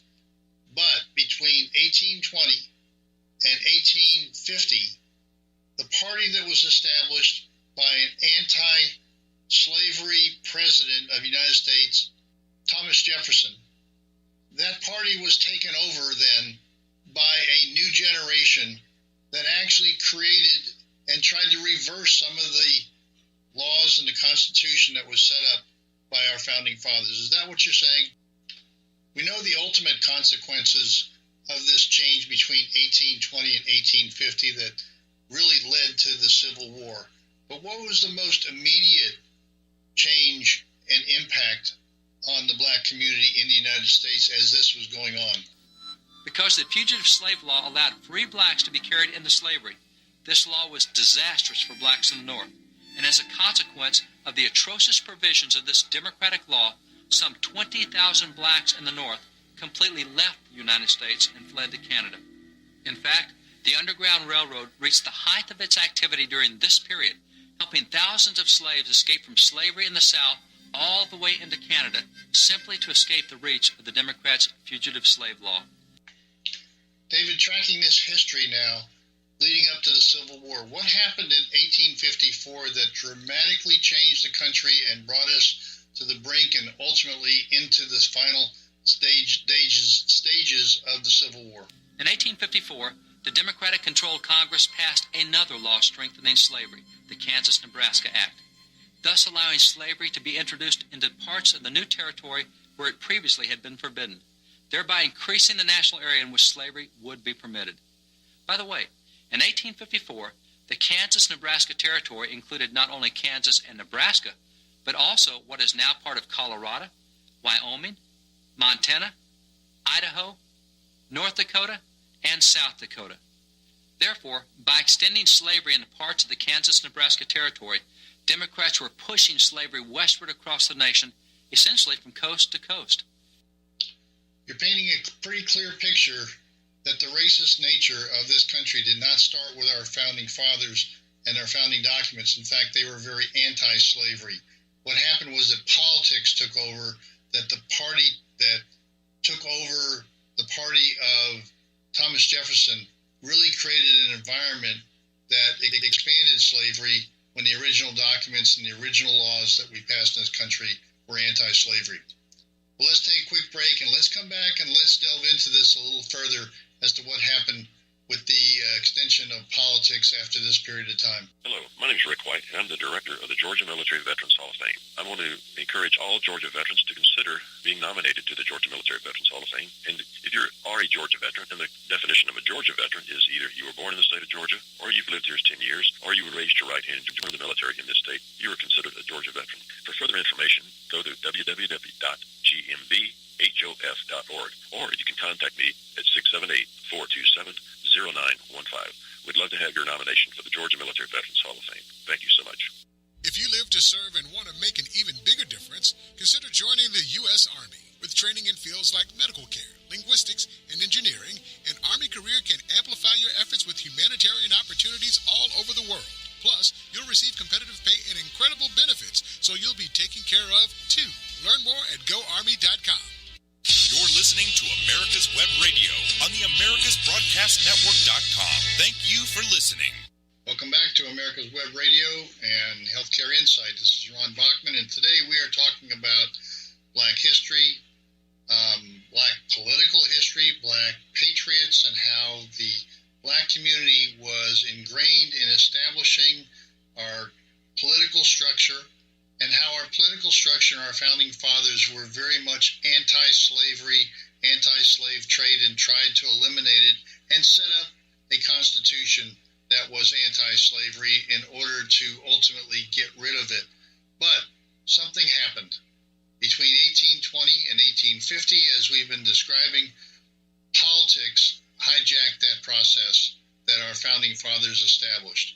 And it was done by, can you believe it, the Democratic Party, which has the support of 90% of the Black community in most elections. If they only knew the history of what happened to change what our founding fathers had originally put in, they wouldn't take it back and try to say that we are a racist country from the very beginning, and that our institutions, our politics were all about anti-Black and pro-white. That in fact the Black community was very much a part of helping to structure this entire country's founding. But in 1820 to 1850, things changed. So I want to go back to David Barton and tell us, okay, we see these major changes of allowing, expanding, promoting slavery between 1820 and 1850 by the Democratic Party. What was the follow-up to that? What did the country do? What happened politically when all that was happening between 1820 and 1850? Following the passage of these pro-slavery laws in Congress, in May of 1854, a number of the anti-slavery Democrats in Congress formed a new political party to fight slavery and secure equal rights for Black Americans. The name of that party? They called it the Republican Party. They called it that because they wanted to return to the principles of freedom and equality first set forth in the governing documents of the Republic before the pro-slavery members of Congress had perverted those original principles. One of the founders of that new party was U.S. Senator Charles Sumner, who had taken the seat of the great anti-slavery Senator Daniel Webster. Okay, so this new Republican Party was formed to fight slavery and the expansion of slavery that was occurring with legislation between 1820 and 1850. So the first Republican Party running for president was in 1856. Tell us a little bit more about these early days of the Republican Party and its platform. In 1856, the Republican Party entered its first presidential election In that election, the Republican Party issued this, its first party platform. It was a short document. There were only 9 planks in the platform, but significantly, 6 of the 9 planks set forth bold declarations of equality and civil rights for African Americans based on the principles of the Declaration of Independence. The Democratic platform of that year took an opposite position, strongly defending slavery. Amazingly, according to Democrats in 1856, attempting to end slavery would ruin the happiness of the people. Despite such clear differences, the Republicans lost that election. Well, we all know that elections have consequences. So the Republicans lost, the anti-slavery party lost, the pro-slavery party won. Well, what happened with the Supreme Court being controlled by Democrats at that point in time, which had a big impact on leading up to the Civil War? The next year, 1857, a Democrat-controlled Supreme Court delivered this, the Dred Scott decision, declaring blacks were not persons or citizens, but instead were property and therefore had no rights. In fact, quoting from this infamous decision, Democrats on the court announced that blacks had no rights which the white man was bound to respect, and the Negro might justly and lawfully be reduced to slavery for his benefit. So now we see the real beginnings and the history of the Civil War. It really started, obviously, prior to the first shots. It started with the political turmoil of the Democratic Party promoting slavery and the Republican Party that was recently formed in 1856 fighting against slavery. But the Republicans lost. So what happened next in the next election of 1860 after the Dred Scott decision sort of reinforced the idea from our Supreme Court that slavery was to be recognized, approved, and expanded, and it actually changed the underlying concepts that were established in our founding documents. In the 1860 presidential election, Republican Abraham Lincoln ran against Democrat U.S. Senator Stephen Douglas of Illinois. Both parties again issued platforms. The Republican platform of 1860 blasted both the fugitive slave law and the Dred Scott decision, and it announced its continued intent to end slavery and secure equal civil rights for black Americans. On the other hand, the Democrats in their 1860 platform praised both the fugitive slave law and the Dred Scott decision. In fact, Democrats even handed out copies of the Dred Scott decision along with their platform to affirm their belief that it was proper to have slavery and to hold African Americans in bondage. So now we're getting into some of the history that most people have learned about in school, the Civil War. They didn't really hear about that whole period leading up to the Civil War and the dispute between the then Democratic Party and the Republican Party, how the Republican Party was formed as an anti-slavery party to fight the excesses of the Democratic Party and the way it was expanding the ability for new states coming into the Union to establish and promote slavery. So what happened in that election of 1860 that went beyond the presidential election? As we've said, elections have consequences. So what were the ultimate consequences of that 1860 election? In the 1860 presidential election, Republican Abraham Lincoln was elected with only 40% of the popular vote, but 59% of the Electoral College vote. Republicans also won a majority in the U.S. House and Senate in that election, thus giving Republicans control of the lawmaking process for the very first time. Given the bold anti-slavery and pro-civil rights positions set forth by Republicans in their platforms, it was obvious to Democrats what was about to occur. The anti-slavery and pro-civil rights position of the Republicans were about to become reality. So tell us more about that reality and what the Democratic Party decided to do when they lost the election for presidency, the House, and the Senate. It almost seems like what happens today. If the Democrats lose, they want to take their ball and run away, so they want to hold on to power and control everything that they can. But what happened in 1860, we know the Civil War established itself, but give us a little bit more leading up to those first shots. What was the Democratic response? Southern Democrats left Congress and took their states with them, forming a nation that described itself as the slave-holding Confederate States of America. While Northern Democrats did not support secession, they nonetheless generally supported slavery and imposed civil rights for black Americans. In short, the main difference between Southern and Northern Democrats at that time was their view on secession, not slavery. So we got this new Confederate States of America, which was pro-slavery. This is part of the history that most of us have some passing knowledge of, have learned about, and this is where the racism of the United States typically comes from and the bias against the South as having done this. Give us a little bit more of the background and flavor of this new country that was being set up. And as you said, the North Democrats and the South Democrats didn't disagree about slavery. They disagreed about secession.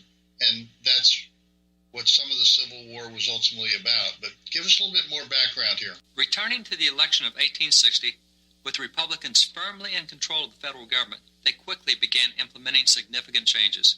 In 1862, Republicans abolished slavery in Washington, D.C., and in 1863, the Emancipation Proclamation was issued, freeing all slaves in the southern states in rebellion.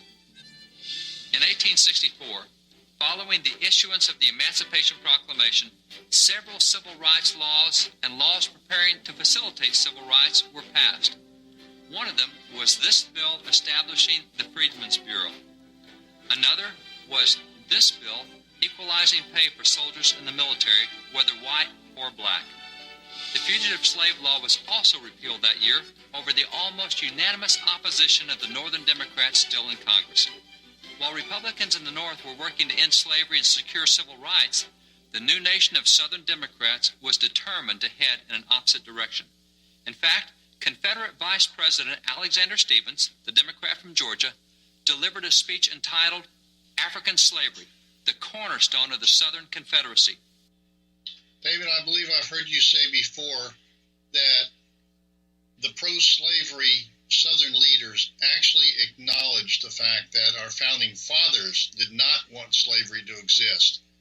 So, again, that's a reinforcement that our original documents were not racist, that they were a pro-black, fully inclusive citizenry that was intended by our founding fathers, and it was only later taken over by the politics of the Democratic Party to change that original thought and to bring slavery into being and establish a new nation, even if that was necessary, to promote the continued existence of slavery. Stephens first correctly acknowledged that the founding fathers, even those from the South, had never intended for slavery to remain in America. The prevailing ideas entertained by Thomas Jefferson and most of the leading statesmen at the time of the foundation of the old Constitution were that the enslavement of the African was in violation of the laws of nature. But the general opinion of the men of that day was that somehow or other, in the order of providence, the institution would be temporary. I'm not meaning to skip over the horrors of the Civil War and the determination that this country was not going to be divided. But I want to keep on the politics for a moment here. Let's talk about the next presidential election, because politics has obviously had a big change in the direction of this country. Let's talk about the election of 1864. Tell us what happened in that election. When it came time for the presidential election of 1864, Southern Democrats were still fighting against the Union. Therefore, the presidential candidate for the Democrats that year was a Northern Democrat, Union General George B. McClellan. McClellan was actually running for president against his own commander-in-chief, but there was a clear difference between the two. In fact, Abraham Lincoln had twice replaced McClellan for failing to obey Lincoln's orders to launch aggressive attacks against the Confederacy. General McClellan's pro-Southern sympathetic behavior was in direct contrast with that of other Northern military leaders. And not surprisingly, the anti-black tone of this Northern Democrat shone through in his presidential campaign. For example, examine this 1864 campaign piece for General McClellan. According to McClellan, since white lives were being lost, And since Republicans were seeking both abolition and Negro equality, McClellan argues that he, as a Democrat, should be elected so that he could halt those policies. Republicans also took clear positions in that 1864 presidential campaign. The 1864 Republican platform therefore called for a constitutional amendment to completely abolish slavery, and work was begun in Congress almost immediately on that amendment. That same year, President Lincoln won re-election to a second term. It was in 1865 that the Civil War finally came to a close. The nation of slave-holding states had been defeated. Well, I hope our listeners out there are enjoying this history lesson that many of us did not learn in school, especially linking together all these different issues, the politics and what actually happened in the country and what was really behind some of this. So let's take another quick break and we'll come back for our final session of Healthcare Insight on America's Web Radio. We'll be right back. Ladies and gentlemen, boys and girls of all ages, join me, Roger B., every Tuesday at 1400 hours right here on America's Web Radio for the Locked and Loaded Show. We will talk about guns, weapons, ammo, gun accessories, prepping, and so much more. So be sure to join us every Tuesday at 1400 or 2 p.m. for Locked and Loaded on America's Web Radio. Hey folks, this is Victor with the On Point with Victor show. Make sure you listen every Tuesday 1 to 2, only right here on America's Web Radio, the On Point with Victor show. Remember folks, I'm not angry, I'm just right. And you can find out why every Tuesday from 1 to 2, the On Point with Victor show, only right here on America's Web Radio. You're listening to America's Web Radio on the AmericasBroadcastNetwork.com. Thank you for listening. Welcome back to the final segment of America's Web Radio. This program is Healthcare Insight, but today we're taking a different route. As in the last few weeks, we've talked more about politics and the structure of politics in the United States as leading to either a free market or a more centralized government. We've been talking about nationalism versus tribalism, socialism versus capitalism. So it's important that we take some time to step back from the specifics of issues like healthcare and take a look at where we are as a country, especially these last few weeks and this last year when we've had so much turmoil and upheaval in the minority community. We've talked so much about racism and institutionalized racism. I wanted to step back for this audience, for those listening to this program, and talk about how our founding documents and our founding fathers were anti-slavery, anti-slave trade. They were for freedom and liberty for everyone, including minorities across the board of every type. And so I take this time today to talk about the activities leading up to the Civil War and post-Civil War. And now, after the last segment, the Civil War and our time frame that we're going through is now over. So how did President Lincoln sort of recognize and reflect on the impact of the black community in the United States with the ending of this war? I understand he went to Richmond with black troops. Tell us about that, if you would, David Barton.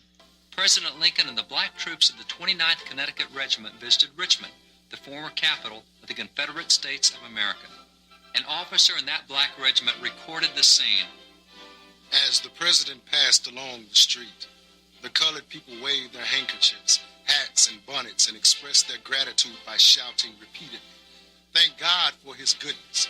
We have seen his salvation." The white soldiers caught the sound and swelled the numbers, cheering as they marched along. All could see the president. He was so tall. One woman shouted, "Thank you, dear Jesus, for this sight of the great conqueror." No wonder tears came to the president's eyes when he looked on the poor colored people who were once slaves and heard the blessing uttered from thankful hearts and thanksgiving to God and Jesus. Thousands of colored men in Richmond would have laid down their lives for President Lincoln. So, with Republicans firmly in control of politics with the election in 1860 and the re-election of President Lincoln in 1864, what was the next historical process in advancing the cause of the black community in the United States and in abolishing slavery? There were numerous celebrations by black Americans and others at the end of the Civil War, But even before the war had come to an end, a vote had been held in Congress on the constitutional amendment to abolish slavery, the 13th Amendment. Congress passed that amendment, and this poster was quickly issued to honor the 137 members of Congress who had voted to abolish slavery. At the time of that vote, there were 118 Republicans in Congress and 82 Northern Democrats. Of the 118 Republicans, all 118 voted to abolish slavery. However, of the 82 Democrats, only 19 voted to end slavery. Only 23% of Democrats, and these were the Northern Democrats. When the vote had been taken in Congress on the 13th Amendment to abolish slavery, the chambers had been packed from wall to wall with expectant observers. When the numbers were counted, and it was announced that the amendment had passed, a roar erupted from the thousands in the chamber. Hats were thrown and voices were raised in exuberant cheers. Congress had voted to end slavery. So I understand, to celebrate the passage of the 13th Amendment through the House and Senate, so to go on to the states, that a black representative, a black preacher, named Henry Garland Garnett, was asked to make a speech, and we've got some of his direct words, because he came from slaves, and we can hear a black man in front of our House of Representatives talking about that experience in the passage of the 13th Amendment, giving blacks equal rights. Garnett became the first African American to speak in the halls of Congress, and he preached this sermon on Sunday, February the 12th, 1865, and it was powerful. He began that sermon with a recollection of his own personal experiences. What is slavery? Too well do I know what it is. I was born among the cherished institutions of slavery. My earliest recollection of parents, friends, and the home of my childhood are clouded with its wrongs. The first sight that met my eyes was my Christian mother enslaved. Garnett then reviewed the prominent historical leaders of both church and state who had strongly opposed slavery. The other day, when the light of liberty streamed through this marble building, and the hearts of a noble band of patriotic statesmen leaped for joy, and this, our national capital, shook, foundation to dome, with the shouts of a ransomed people. Then methinks the spirits of Washington, Jefferson, the Jays, the Adams, Franklin, and Lafayette, Giddings, and Lovejoy, and those of all the mighty and glorious dead remembered by history because they were faithful to truth, justice, and liberty, were hovering over this august assembly. Though unseen by mortal eyes, doubtless they joined the angelic choir and said, Amen! Hallelujah! Well, how did the politics of this play with the church, the congregation of Pastor Garnett's church? The message of thanks passed by the leadership of Reverend Garnett's 15th Street Presbyterian Church in Washington, D.C. The church trustees were so pleased with the honor bestowed on their pastor that they passed a resolution declaring that it was the Republican members of the House who had asked Reverend Garnett to speak. The Democrats in the House did not join in inviting him to preach a sermon. Yet this is not surprising given the demonstrated attitude of Democrats toward blacks at that time.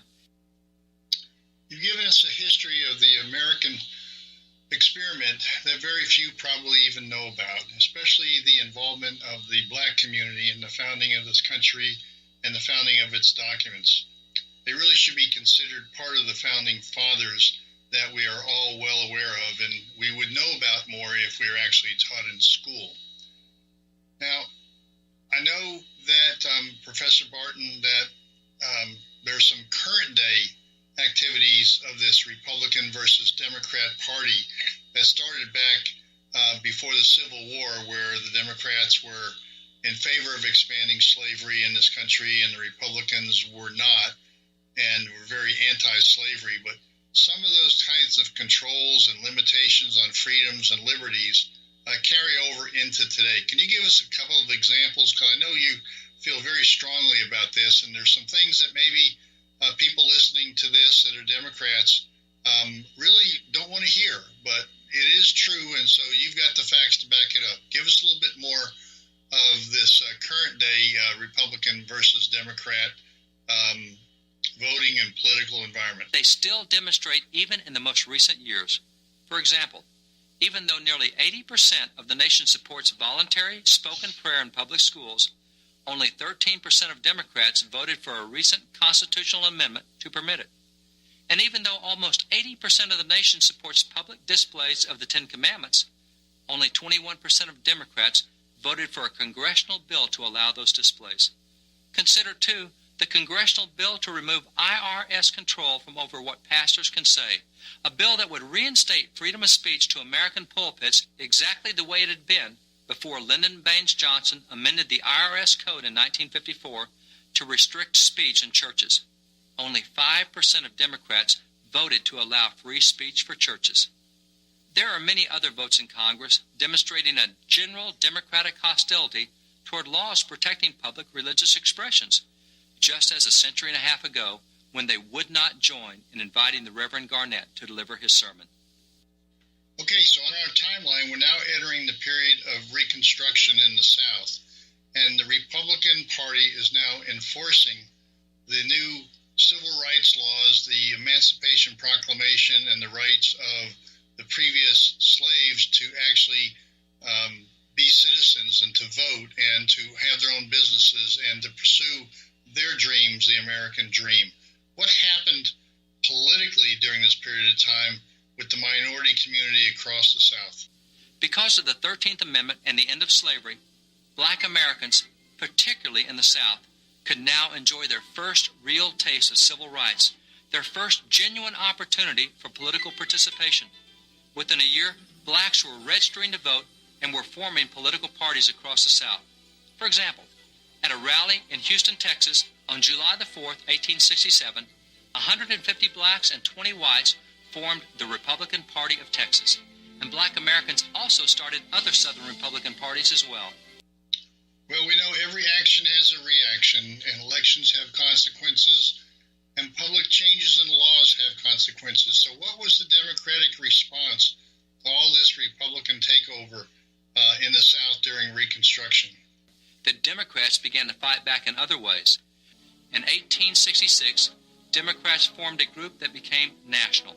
Its declared purpose was to break down the Republican government and to pave the way for Democrats to regain control in the elections. What was the name of that group? The Ku Klux Klan. Although it is relatively unreported today, the historical documents are unequivocal that the Klan was started by Democrats and that the Klan played a prominent role in the Democratic Party. David, give us a little more history now as we move forward in this timeline to the 14th Amendment that gave full rights, full voting rights, full citizenship rights to the black community. What happened during the politics of that time between Republicans and Democrats? Although much progress had been made because of the 13th Amendment and the civil rights laws passed in Congress, Democrats in the South still found ways to ignore those laws. Congress responded with the 14th Amendment, a civil rights amendment to the Constitution declaring that former slaves were full citizens of the state in which they lived and were therefore entitled to all the rights and privileges of any other citizen in that state. When the 14th Amendment came to a vote, 94% of the Republicans in Congress voted for the passage of that civil rights amendment. However, the records of Congress reveal that not one single Democrat in either the House or the Senate voted for the 14th Amendment. Perhaps this lack of support for civil rights is not surprising considering the makeup of the National Democratic Party at that time. Well, I want to thank David Barton for bringing us a history that very few of us ever learned about, very few of us know about, and it's really been enlightening to hear about the black history from a political perspective in a timeline that makes sense to where we were and where we are today. So why don't you wrap us up, David, with some of the first blacks to actually represent themselves in Congress in both the House and the Senate. This 1872 print by Currier and Ives shows the first 7 black Americans elected to the U.S. Congress. Significantly, all 7 were Republicans. While the Reverend Hiram Rhodes Rebels was the first black American to serve in the U.S. Senate, there have been others as well. The second was Blanche Kelso Bruce, the first to serve a full term in the Senate. The third black senator was Edward Brooke. Significantly, the first three black U.S. senators, Rebels, Bruce, and Brooke, were all Republicans. David, this has been a real eye-opener for me personally, and I only wish that other people in this country could understand the history of the Republican Party and the way it was trying throughout its history and its beginnings to eliminate slavery, to bring equal rights to all Americans, and to help support the goals and aspirations of the black community. Somehow today, the Democratic Party seems to have turned all that on its head and seems to continue to find ways to subjugate the minorities, to get them to vote for them, but still they remain in poverty, and all the major cities in the United States have been run for over 50 years by Democrat leadership. I hope people listening to this can get a new perspective, and we'll try to keep talking about American politics and its impact on the free marketplace as we move forward. You've been listening to America's Web Radio, and this is Ron Bachman signing off for Healthcare Insight. You're listening to America's Web Radio on the AmericasBroadcastNetwork.com. Thank you for listening. Hello, my name is Rick White, and I'm the director of the Georgia Military Veterans Hall of Fame. I want to encourage all Georgia veterans to consider being nominated to the Georgia Military Veterans Hall of Fame. And if you are a Georgia veteran, and the definition of a Georgia veteran is either you were born in the state of Georgia, or you've lived here 10 years, or you were raised your right hand, joined the military in this state, you are considered a Georgia veteran. For further information, go to www.gmvhof.org, or you can contact me at 678-427-0915. We'd love to have your nomination for the Georgia Military Veterans Hall of Fame. Thank you so much. If you live to serve and want to make an even bigger difference, consider joining the U.S. Army. With training in fields like medical care, linguistics, and engineering, an Army career can amplify your efforts with humanitarian opportunities all over the world. Plus, you'll receive competitive pay and incredible benefits, so you'll be taken care of amongst themselves. Join me and my You're listening to America's Web Radio on the AmericasBroadcastNetwork.com. Thank you for listening.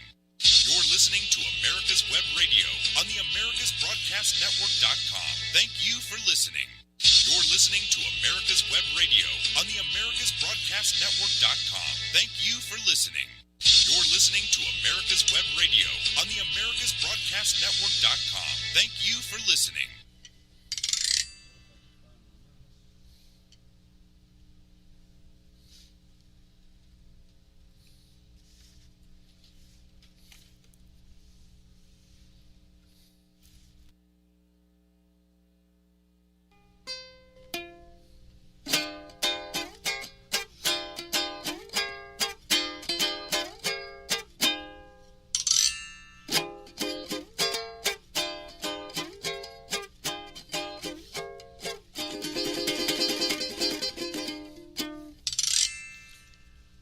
It's 1 o'clock sharp.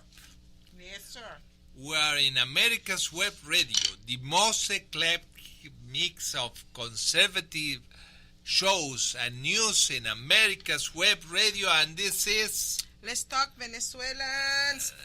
Let's Talk Venezuelan. Now I'm going to go ahead and start sharing in my groups, okay? Yes, okay. We are in the nice company of the legend David Moxley and Brett. How are you, our engineer? This is a deluxe program. Yes. Okay, yes, we have a lot of things to say. A lot of news? Yeah. The first news. Okay, go ahead. The mom of Alex Saab, the guy with which we said last program about his things, his deportation to the United States from Cabo Verde. You're talking about Maduro's legal person that take care of his money, and he's in Cabo Verde, Cape Verde. Yeah, this is poetic justice. Why? His mom passed away, and he cannot go to her funeral. In where? Where did she pass away? In Colombia. In Colombia. So she was exiled in Colombia. No, she's a Colombian. Oh, that's right. He's from Colombia. That's from right. Colombia. So his mother passed away, and he's in jail in Cape Verde, and he cannot go to the funeral because he gotta be deported to America. This is poetic justice, because there are a lot of people who lives out of Venezuela, including me, that we couldn't go to the funeral of their parents because I, in my case, have an order of disappearance. Okay? And you too? Me? Yes. I do have the list. You are in the list also. No. Yeah. Who told you that? I can say the sin, but not the name of the sinner. So I am in the list too? So Remember, if I go to Venezuela, they put me in jail? No, they disappear you. They get rid of me? Yeah. Yeah. Okay, I'm going to keep on sharing. Manuel Rodriguez Torres. Do you remember that name? Manuel Rodriguez Torres. The guy from the Dactari thing? Okay, he did that. He did a list? Yes. Do you remember when we were involved in the 2014 activities? Yes, okay. I remember. For the freedom of Venezuela. Exactly. They emit an order of disappearance for a list of 10 persons. Out of the 10 persons, 3 of them is you, Robert Alonso, and myself. We need to bring... Don't go to Venezuela. I'm not going over there. What am I going to do over there? We have nothing to do over there. I don't have nothing to do over there. Okay. You wouldn't have a radio show over there. No. We will talk about radio shows in Venezuela today also. Ooh. Okay, the second news is all the funds that were taken from corrupt people from Bolivarian scheme in the United States 2 days ago were announced. That's right. That's scary. That's scary. Do you see? Okay, we will. They will take that money to help the refugees in United States and Colombia. Wait a minute. Who's taking the money to give it to the refugees? The Treasury of the United States. Who is in charge of the Treasury of the United States today?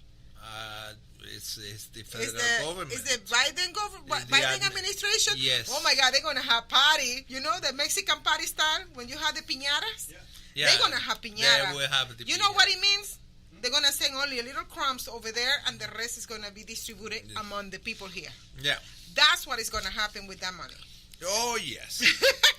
Oh, yes. Oh, yes. These Venezuelans, they do not do anything without they having something benefit coming back to their pockets. Yes. If they are promoting this to take those money who were frozen, it's because they are behind, waiting for the money to come to their pocket. Oh, absolutely. Absolutely. Then, Raúl Castro. What happened with Raúl? He said, still alive? He is barely alive, and he resigned to the power in Cuba. That means that he is not any longer the secretary of the Communist Party. How old is he? And almost 90. Yeah, he's losing it. Okay. Yeah. So what this thing will impact in Venezuela, I really don't know, but there are some winds of change in Cuba. And remember that the master of what happened in Venezuela is the Cubans. They intervene either in every aspect of the of the nation. Venezuela right now is a Cuban colony. Yes, it's a Yeah, basically by definition, it's a Cuban colony. They did the things without any independence of criteria. Even the ambassador, the Cuban ambassador in Caracas, he is part of the cabinet in Maduro's administration. Administration, yeah. It's like having any ambassador here making some recommendations in the cabinet of Biden. The Chinese, maybe? Maybe the ambassador of China, no? Well, you know, he had a handler, right? He's a Chinese man who always go with him wherever he goes. You know that, right? And he went him?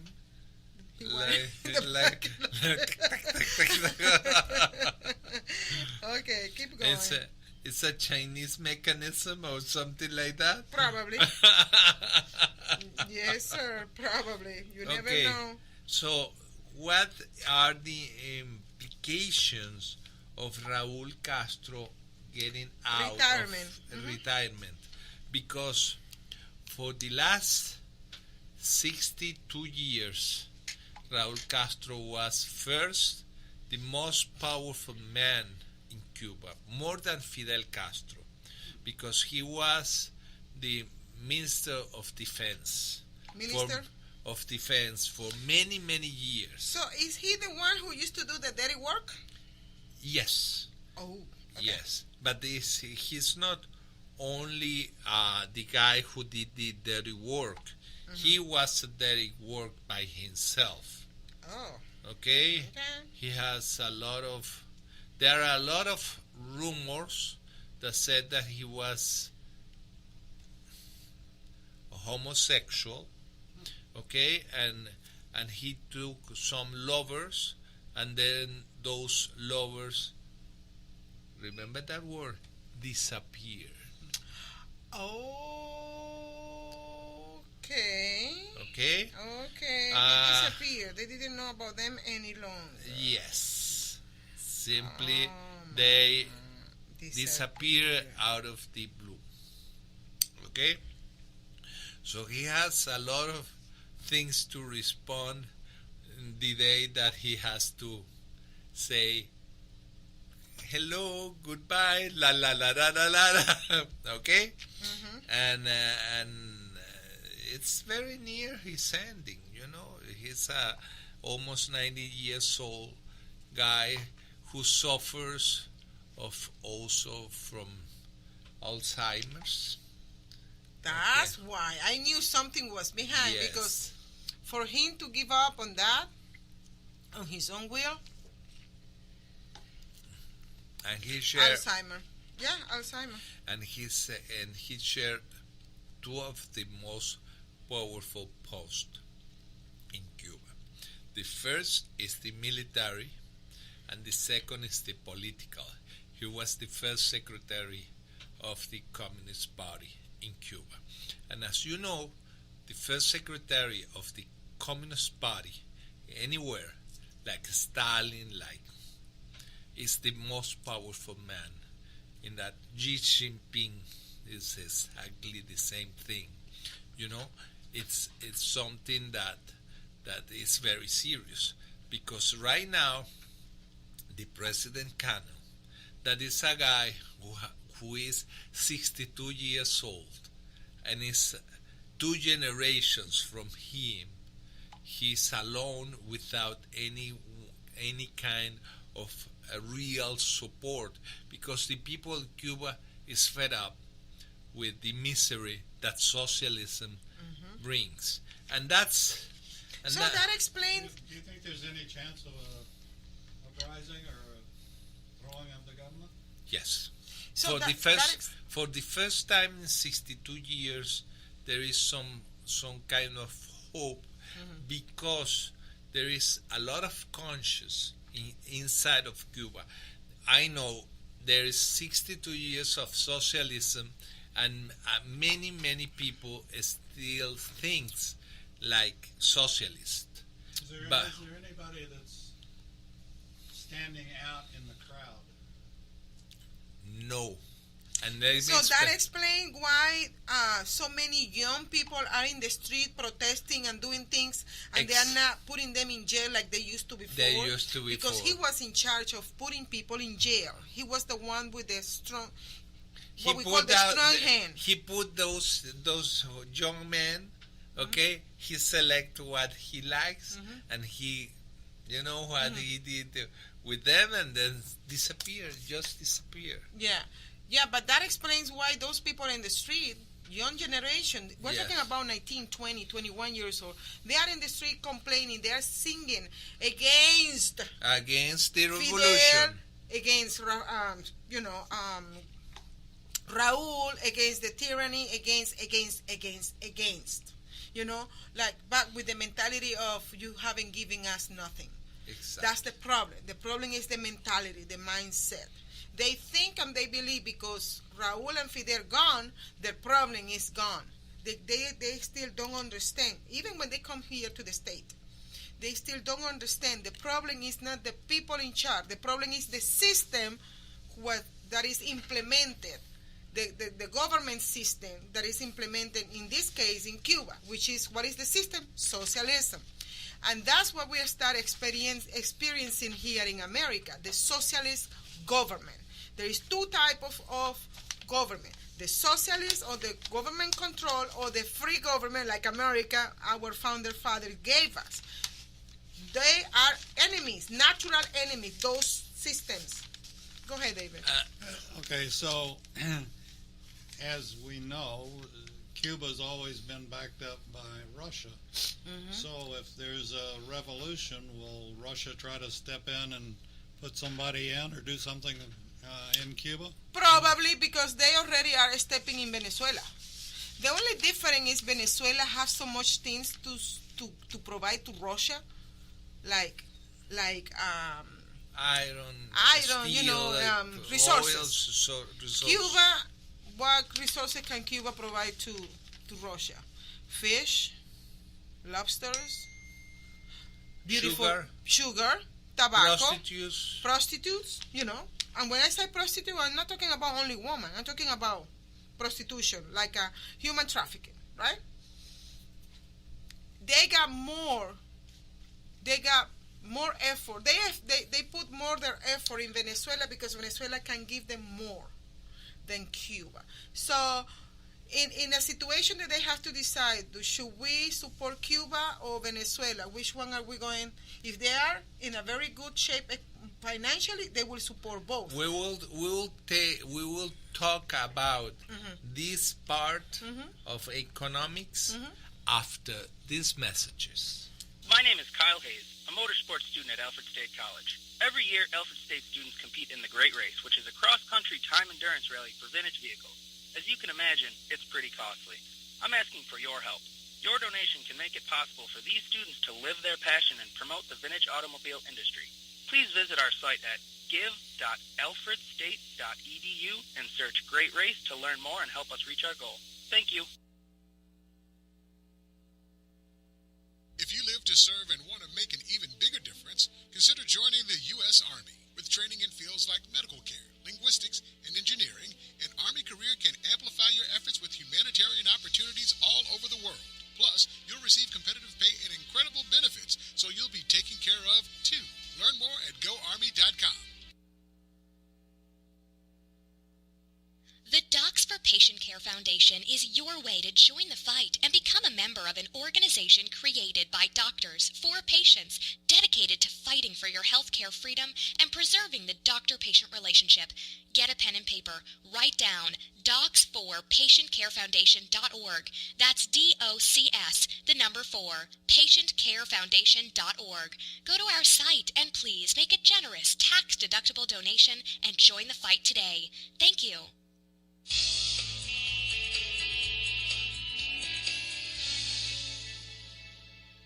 This is America's Web Radio. Would you like to have a show, talk about your business, or express your opinion on America's Web Radio. Just email gm@americaswebradio.com and we'll get back to you. Thank you.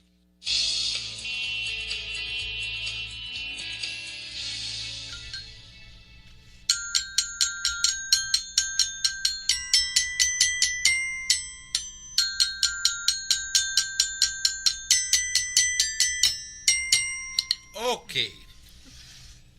Now, let's talk about socialism and the consequences in the economy. Okay. Okay? Go ahead. I just take, and I have to bring thanks to the people of La Derecha Diario. La Derecha Diario is the same people that produce the reporting about you in Latin America, about your candidacy. Okay? And the report says socialism and misery, talking about the economic situation in Venezuela.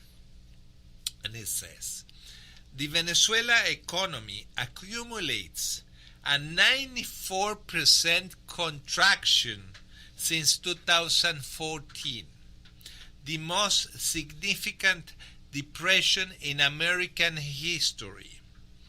The socialist regime led to the collapse of the Venezuelan productive apparatus. For the first time in the continent's history, there is a situation of generalized economic depression with sustained hyperinflation for years.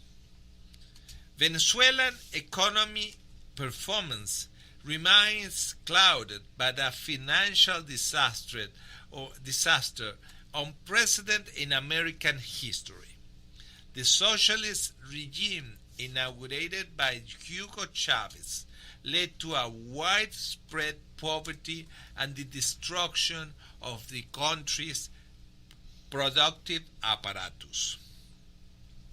The Venezuelan economy has been going through an acute economic depression since 2014. That means 7 years already on this, with a cumulative contraction of 94%. So the economy right now is only 6% that used to be in 2014 until September 2020. Since 2015, it has experienced a scenario of hyperinflation, a phenomenon that lasted much longer than expected and which became the target of study internationally. The problem is so acute that right now they have inflation in dollars. Inflation in dollars. The economy is, people are not paying the things in bolivars, they are paying the things in dollars. And even though they are paying, they have inflation in dollars. I talked to some people that lives in Venezuela, and a chocolate bar, because that's my favorite indicative, cost in Venezuela 8 ounces chocolate bar cost the equivalent of $4.50, something that you can find here for 80 cents. Okay? And I don't even want to buy one chocolate in the dollar store because I think it's too expensive.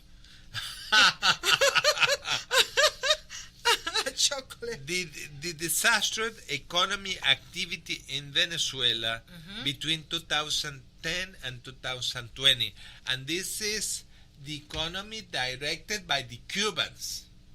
In Venezuela. Are the Cubans the ones who direct the economy, who rule the economy in Venezuela?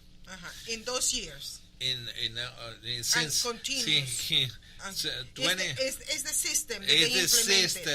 The system. Not only the system, is that they implement the system and they operate the They system. operate the system. Okay? So they are the one to blame all the small businesses going bankruptcy, stealing, or expropriation, all that. It's coming from the Cubans. That's right. Expropriate this. Oh, that expropriate that. I like that house. Okay, let me get the house. That's basically The activity data confirmed by the Economic Activity Index, prepared by the National Assembly, monthly and coinciding with the quarterly publications made by the Central Bank of Venezuela. For the first time, both institutions said, Houston, we have a problem. We have a problem. This index is equivalent to the EMAE elaborated by the Index in Argentina or the IMACEC elaborated in Chile. The most significant economic depression in the history of America and consolidated as one of the largest in the world. The fall in economic activity is only comparable to Germany in 1945 or the collapse and subsequent recession in Russia between 1990 and 1998. This scenario occurred within the framework of the violent inflationary process. Look, that's what is happening in Venezuela Yes. compared to those two events. In September 2018, Wait a minute, 4 years ago. No, 3 3 years. years ago. the Venezuelan monthly inflation reaches 233%, with constant price remarks and total disorganization in the payment chain. The official statistic of the Central Bank of Venezuela itself support the estimate of the National Assembly. The quarterly decline in the economy measured by the gross domestic product was the largest in the entire history of Venezuela, and per capita income reached the same levels it had in the mid-20th century. But the dollar was only $4 bolivars and 30 cents at that time, and now it's 4.3, followed by 9 zeros. Trillions? Yes, 4 trillions, 300. $1. $1. When it used to be $4, 4 bolivars 50. Yes. With the arrival of the pandemic and the implementation of restrictions, the Venezuelan economy aborted the timid stabilization process that seems to be undergoing in the late 2018 and early 2020. A violent drop of 50.44% recorded in the third quarter of 2020 is the largest in history of which there is any record in the world. In just in the third quarter of 2020, the economy lost 50% of all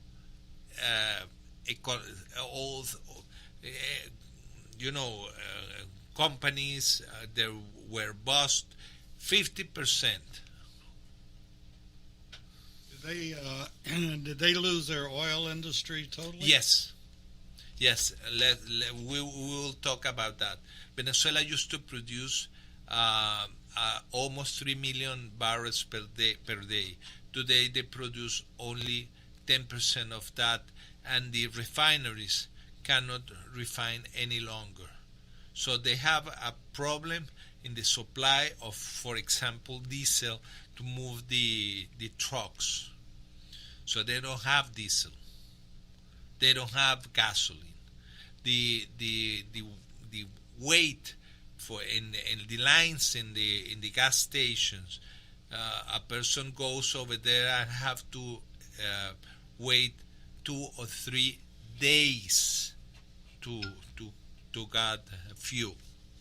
Okay, despite Sure is socialism at work, isn't it? Yes. It works fine. It was socialism transformed the economy of Venezuela it's not new, because this is not new. In the last 50 years, they went little by little in a progressive way. That's what progressivism is. Taking little by little the Liberty Zone economy until you reach this stage. And that's what is happening here. Little by little, they're taking our liberty. They're transforming our economy. By Biden, in less than 100 days, he scratched out all the executive order President Trump did. That's exactly what they're doing. Yes.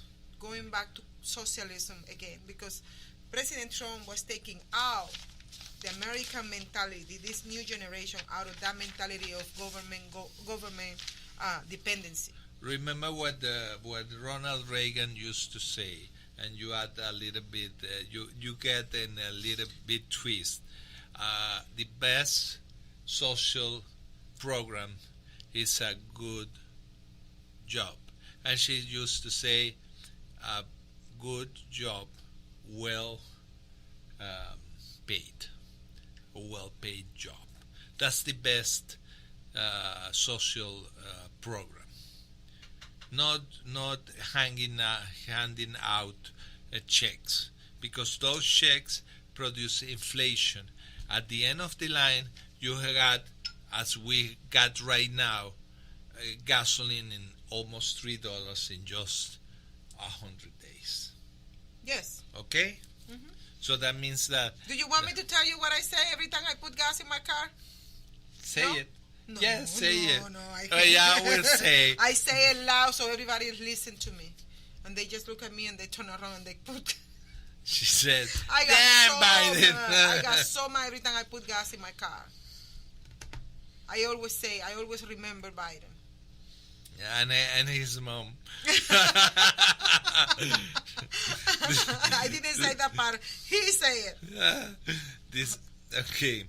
Despite the monetary reforms and numerous control of businesses, banks, import and export, supermarkets, production and marketing costs, among many other rules, monthly inflation in Venezuela averaged 37% in 2020, 12 times that of Argentina. Nicolás Maduro's dictatorship decided to launch a new series of higher denomination banknotes to meet transactional needs hampered by instability. The new bill of 1 million bolivars is not equivalent to even 1 unit of the dollar. It's equal to 100 trillion bolivars before the two currency reconversions implemented by the regime since 2017. 100 trillion. Okay? The economic failure led to desperate measures by the government. After years of systematically rejecting the action, the regime enabled savings in dollarized boxes with banks. Users must use their resources because the central bank practically ran out of international reserves. And do you know how that dollars came to Venezuela? Drugs. And the money that the Venezuelan sent to las remesas. Yes. Well, how do you say remesa in English? Let me see. 1 second. Keep going. After the measures and with the strong currency changes to pay new taxes, monthly inflation reaches 9.1% in March. Okay, 2021. And annualized inflation reached 3,867%. That is compared to the level prices of the same month of 2020. The March data would have a strong temporary nature and is not part of an stabilization program. The International Monetary Fund estimates are not optimistic for Venezuela, and it expects a 5,500% year-on-end inflation for December 2021, along with a new 10% contraction of the GDP. So they think that another 1% of the accumulative contraction on the economy will be happening by December. So 95%. Okay. Mm-hmm. To reach a kind of floor of the economic activity which coexists with a level of social marginalization and misery never before seen in Venezuela. The measurements of around Venezuela monetary poverty are varied by the estimated that around 96.2%, according to the National Survey of Living Conditions in 2020, the result of socialism in Venezuela reflects the failure on the economic model. Extreme poverty is 79.3% of the population. That's the equivalent, the proportion of those who cannot adequately cover their basic food needs. Okay, this.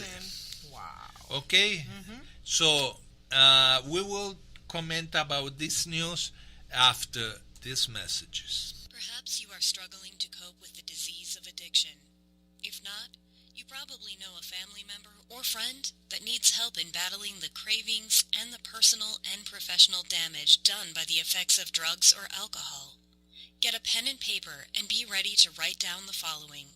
These are the issues that the trained staff at the Atlanta Healing Center address and treat every day. Their doctors and counselors with over 40 years of practice in the field of addiction can treat the suffering individual in a thoughtful, compassionate, and experienced manner and guide him or her along the path to recovery. So call 770-696-9862 and speak to a knowledgeable staff member about how you or your loved one can be helped to enjoy a better and healthier life.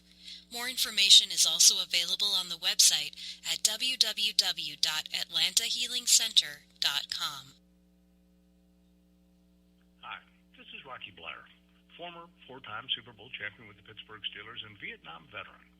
As a board member, I'd like to talk to you about Warriors to Citizen, a nonprofit organization that helps American heroes, soldiers, police, fire, EMT, and their families recover from the psychological harm caused by career-induced stress. Over the last 20 years, broken relationships have been a major causal factor for the highest documented divorce rate and resulting suicides in this population. This program, From Warriors to Citizen, is delivered free to families by professionals, all whom served in uniform and understand the needs to be addressed. I ask for your support, so please go to our website, warriorstocitizen.org, and find out how you can help, either by making a donation or sharing this information with an American hero that you may know. And thank you. If you live to serve and want to make an even bigger difference, consider joining the U.S. Army. With training in fields like medical care, linguistics, and engineering, an Army career can amplify your efforts with humanitarian opportunities all over the world. Plus, you'll receive competitive pay and incredible benefits, so you'll be taken care of, too. Learn more at GoArmy.com. You're listening to America's Web Radio on the AmericasBroadcastNetwork.com. Thank you for listening.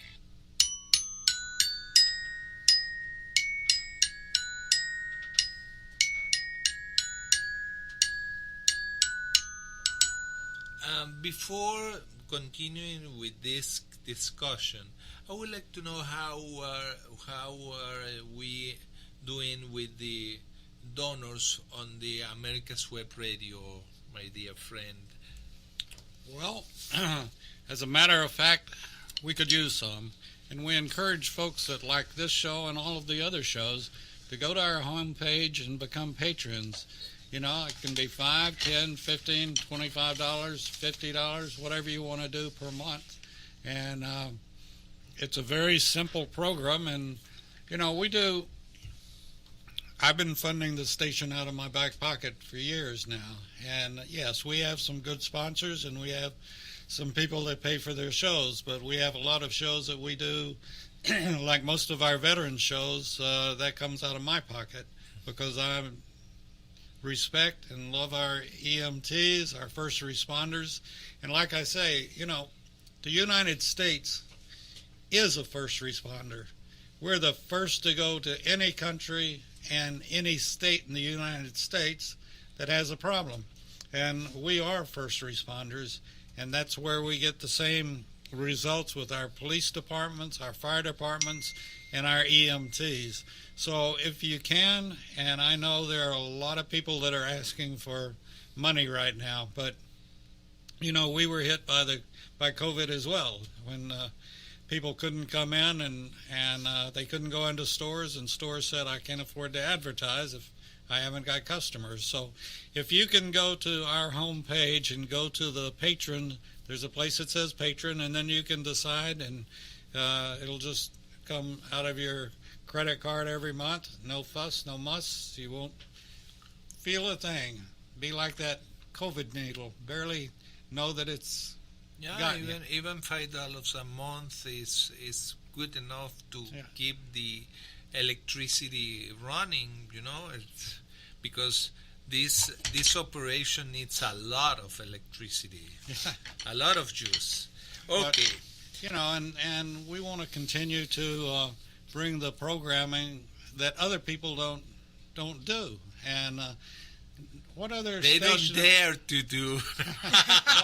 What other station you need in to the make country? you need to make that correction, David. Yeah. They don't dare to do it. That's right. Okay. And we do. Let's Talk Venezuelan. We do a show for the veterans. We do several shows for veterans. And I'll pat myself on the back a little bit.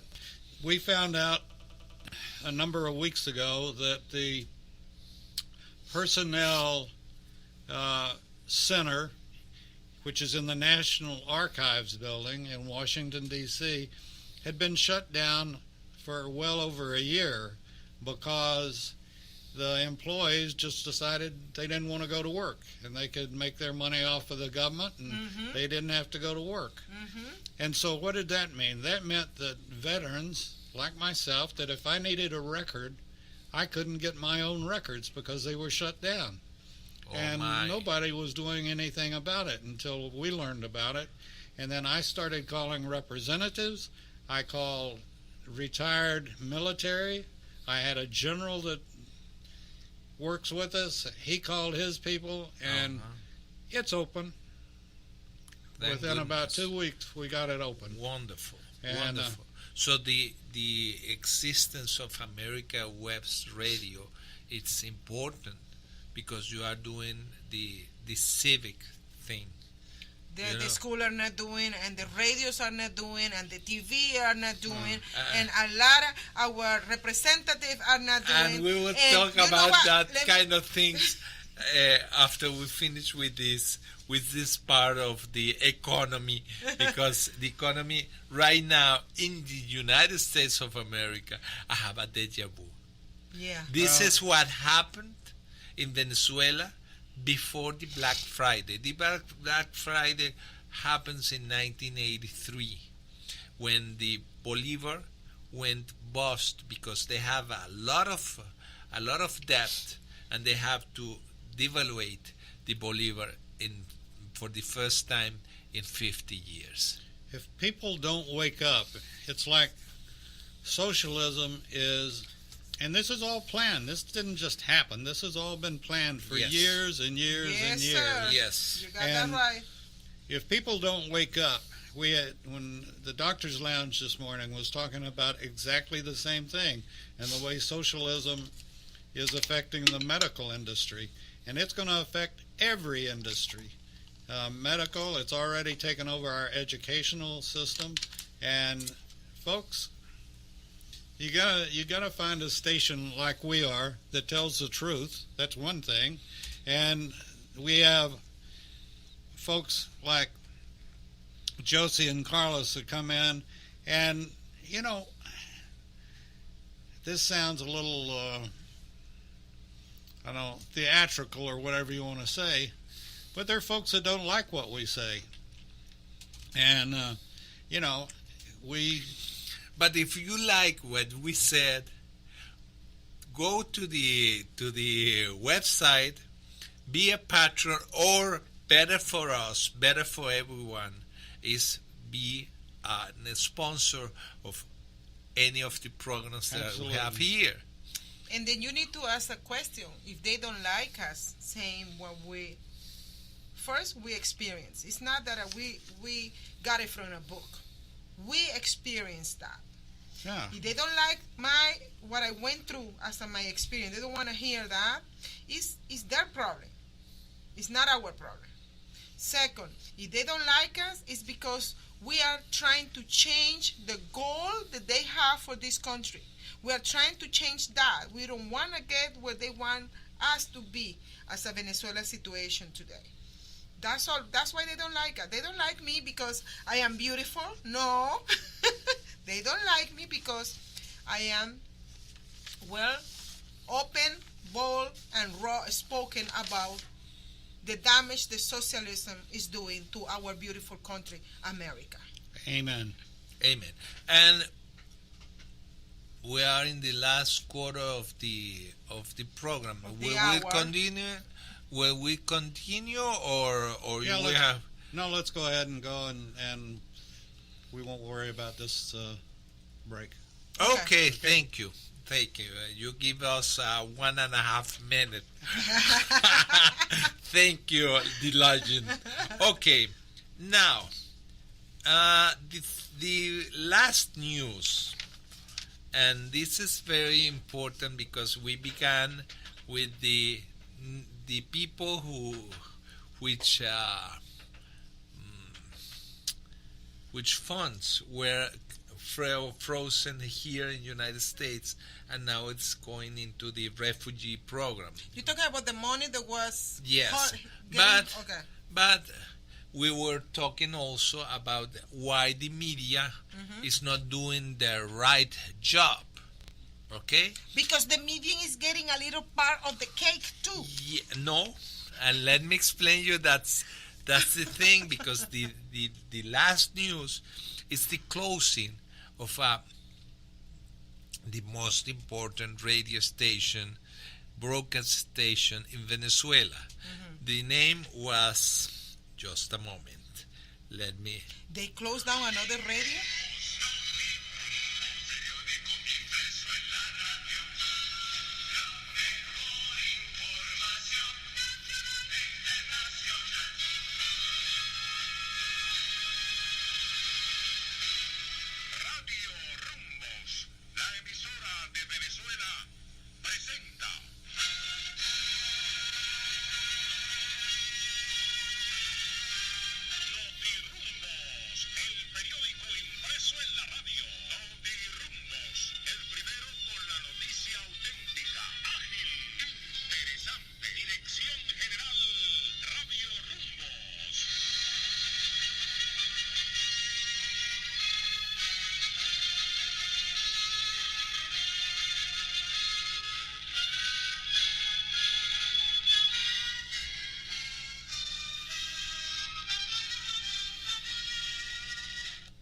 Okay.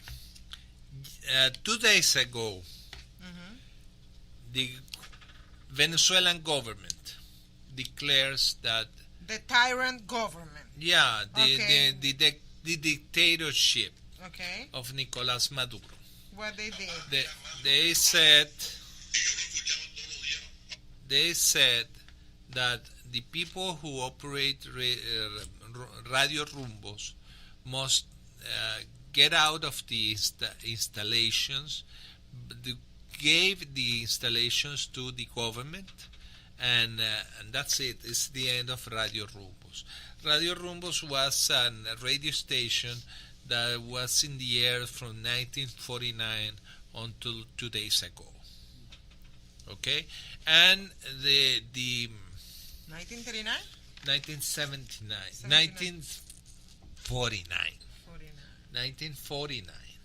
72 years ago. 72 years in the air. And Yeah, they're but closed. they close also Radio Caracas Radio. That's what I say. Another one? Because that's the thing about socialism. Yeah, but They close radio. Right now, what you all are saying is extremely scary, and the people that are listening are saying, well, it can't happen here. The hell it can't. It is happening here. It is happening. It's happening. And people that, they're out there, oh, no, couldn't happen in the United States. We'd bring out we'd do this, we'd do that. Well, folks, it's happening, and it's happening right now. Oh, yes. David, if they didn't do justice to President Trump back in December, I'm talking about the court. He did not have a due process. That was the number 4 due process that President Trump didn't have. And they did that to a president. What's going to happen to us? It's going to move to the streets at some point. Yes. It must. It It has will. to. It will be. If we're going to save this country, we have to. And I'm not saying that as Maxine would say it. I'm saying it as an American says it. Yes. And I'm not the only one that feels like, we can't let a government that's hidden behind everything take over our country. And, they're hidden behind BLM, they're hidden behind Antifa, they're hidden behind everything. They call themselves, they're just a bunch of snakes. And they want to take over our country, change our lives, change everything. This deal of that idiot in the White House wanting to have 13 justices. We've done just fine in 240 years with 9 justices. Yeah. And that's all we need, folks. And we don't need to pack the, It's a characteristic of socialist regimes to have a Supreme Court packed. In Venezuela, we have 37 justices. 37. That's crazy. Okay? That dilutes Oh, yeah. what really is the soul of a Supreme Court.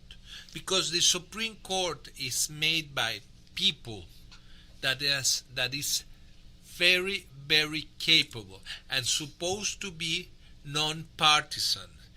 When a justice swears his or she's swearing for the law, for the interpretation of the law. It's not a political thing. Which is the interpretation of the Constitution. Exactly. And the interpretation of the Constitution, when the Supreme Court is deciding something, is because there are 2 principles on the Constitution that collides, and they have to decide what of those principles going first in every case. So, what Mr. Biden is doing is declaring the Constitution as something that is not valid. The other day he says that the amendments are not absolute. Yeah, he doesn't know what he's talking about. He's an old man that's got delusional. He's got Alzheimer's. He's nuts. And for anybody to think it's that like Hitler. Yeah. I see Biden right now, and you see the last days of Adolf Hitler, and it's exactly the same kind of thinking. And if you talk with a psychologist or psychiatrist, it's exactly the same. Well, every doctor that comes in here has said, that he's in some stage or the other of dementia. Yes. And going into Alzheimer's. The other thing is that, the idea of Washington, D.C. becoming a state. I'm sorry, that's only the mayor of Washington, D.C., and she's nothing but garbage. And, we don't need another state. If you don't like to be a citizen of the Washington, D.C., move out. It's Okay? a very simple answer, isn't it? It's very simple. It's very simple because Washington, D.C. was created because they need a place where I would make you a bet neutral. right now. You go out and get 100 people off the street, okay? Mm-hmm. Bring them in here and ask them what D.C. stands for. They couldn't answer it. District of Columbia. District. District. Not state. No. District. Well, they want to make that a state now. You know, I that know, movement that's- now, right? And they want to make Puerto Rico a state too. So more strongholds of socialism. Yeah, well, that's what I was just saying. It's stupid to even think that we need No, and it's a 51st special state. and it's a special district by the Constitution, by the bylaws, because we don't want the capital of the nation to be a stronghold either of the Republicans or the Democrats or whatever. Look, enough we have here in Georgia with the strongholds around Atlanta, Yeah. which are shared in a cooperation and collaboration between the Democrats and the Republicans. Yes. And those strongholds here in And that's Georgia. very dangerous because in that way is what happened in Venezuela It's the with same Adea and thing- Copey. It's Exactly the same thing that happened in Venezuela, but the only difference even here is in English. It's the only difference. It's the language. Now, surprise, surprise. Yes. go Okay. These people of Radio Rumbos is the last name of a long list of media that are either closed or shut down. Radio Caracas Televisión, the TV station, Radio Caracas Radio, the first radio station in Venezuela, the newspaper El Nacional, okay, and now it's Radio Rumbos. But what they have in common, that's the question, that all those media for many years promotes socialism. Okay? I remember when Hugo Chavez tried to do a coup d'etat in 1992, almost 30 years ago, that the first station that claps about this attempt to violently remove the president, the constitutional president, either I didn't like it, okay, I didn't like Carlos Andrés Pérez for personal reasons, okay. The first station was RCTV, Radio Caracas Televisión. Remember that Wait a second. I want to ask you something. Okay, now we see government takeover in Venezuela of the television, radio station, newspapers, and all this. Yes. Look what's happening here. Instead of taking them over, they've taken them over. They haven't stopped them. They've taken them over to put out their own garbage. Eventually, those media, when the socialism is like concrete. When you pour concrete, it's very, very soft. But once it hardens, it destroys everything, including the same people that help them. And this is the case. RCTV, El Nacional, and Radio Rumbos, all these three media. Right now, the president of the newspapers bar says, the journalist bar, Tinedo Alejandro Guia, said that is the violation of the liberty of expression. But we have to understand that before Chavez, one of the people who ran Radio Rumbos was Desiree Santos Amaral. Okay, And who's Desiree Santos Amaral? She is a political and journalist. Okay. When she was born in 1948, and she was elected for the process that get rid of the Constitution in 1960 of 1960. No. And she's yes. So she promoted the get rid of the Constitution of Venezuela, and now she's complaining. Okay, we need to discuss about that next week. Look. Okay, we will Next have week. to take Next to week. say that this next week, and we'll say this in Spanish. Bye.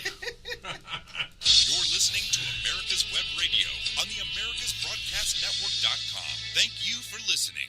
If you live to serve and want to make an even bigger difference, consider joining the U.S. Army. With training in fields like medical care, linguistics, and engineering, an Army career can amplify your efforts with humanitarian opportunities all over the world. Plus, you'll receive competitive pay and incredible benefits, so you'll be taken care of, too. Learn more at GoArmy.com. You're listening to America's Web Radio on the AmericasBroadcastNetwork.com. Thank you for listening.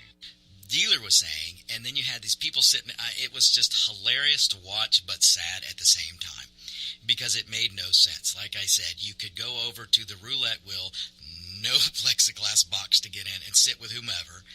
But if you went to the craps table, you had to get in a plexiglass box and stick your hand out as far as you could and throw the dice. And if you went over to the blackjack table, you had to sit in a box, and the dealer was in a box with 3 masks on and a face shield. I mean, it was absolutely ridiculous. But yet, if you went out on the casino floor with the slot machines, there were people everywhere with no mask, because they figured out soon, if I sit at this slot machine with my friends and I hold a drink in my hand, I don't have to wear a mask. So it's hilarious, folks. If you haven't figured out that the mask wearing now is pure political, then you're kidding yourself. And again,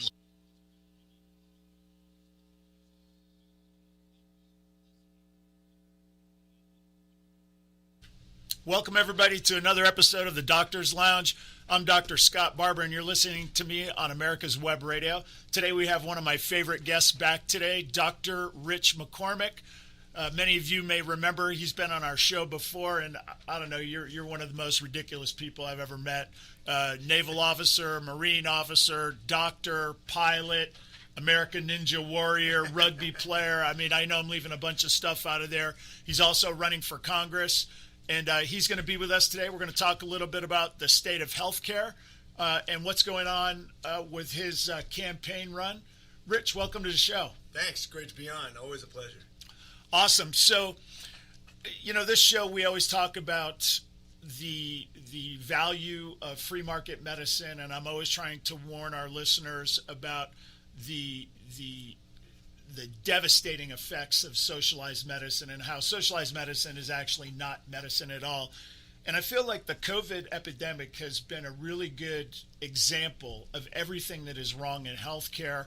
And it gives us a way of demonstrating to people the problems with their healthcare.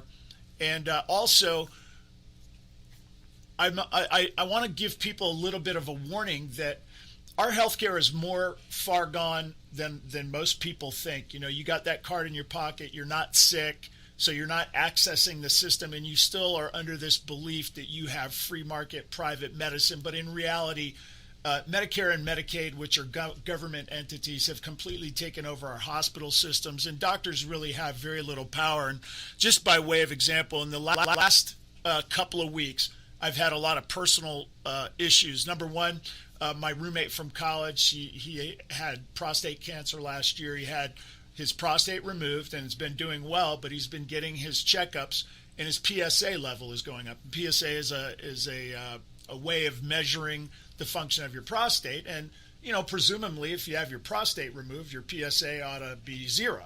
So the idea that there's some still there is a little bit alarming, that maybe he's had a recurrence of this cancer, and he's fighting this bureaucracy that will not even allow him to have the test to see if his cancer has returned. And so he's on the phone, and it's really just this game that the insurance companies play to just deny care. I have another very close family friend who was not feeling well, went to the emergency room recently, was found to have a large 7-centimeter mass in her liver. Apparently she's got what they believe to be secondary liver cancer. She doesn't have the proper referral from a primary care, so she can't even get a biopsy for a month. She could be dead in a month. I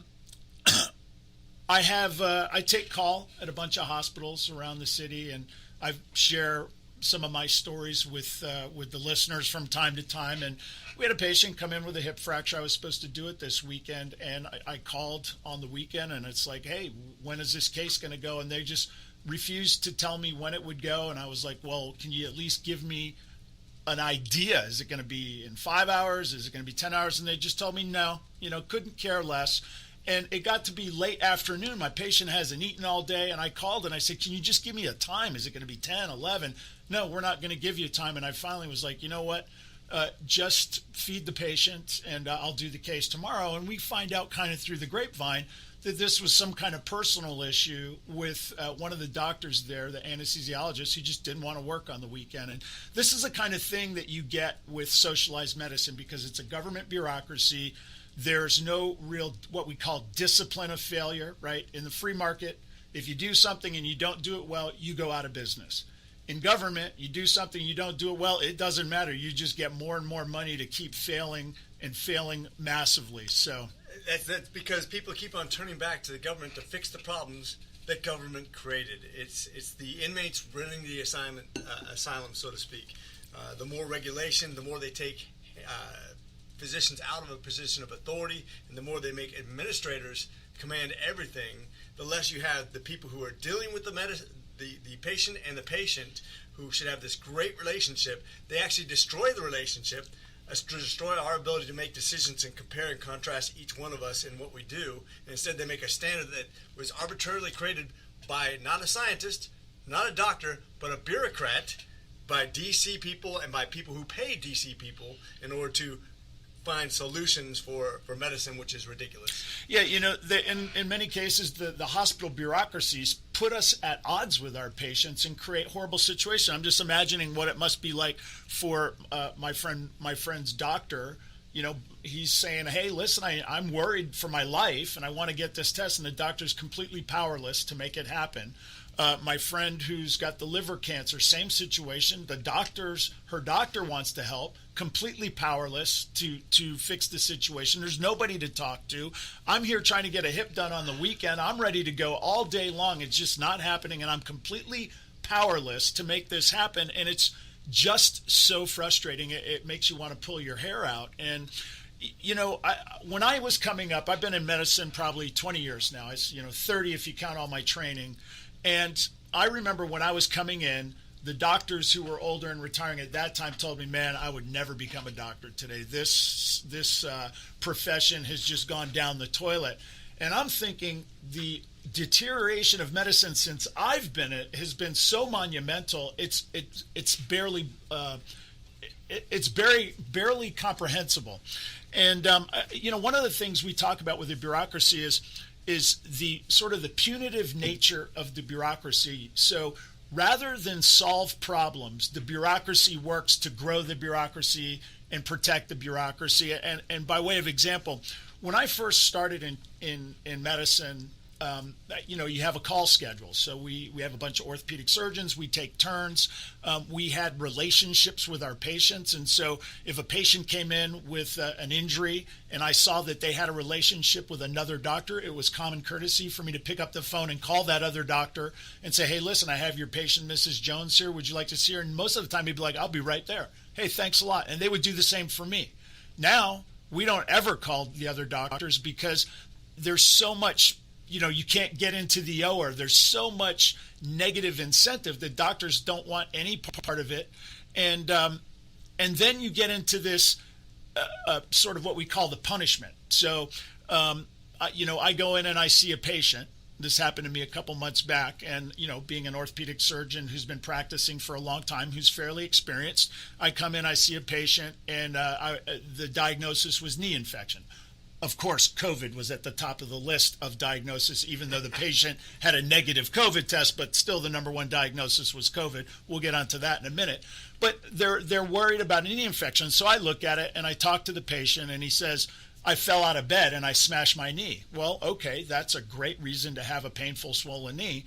And he was on antibiotics, and he said, you know what, I feel like 90% better today than I did yesterday.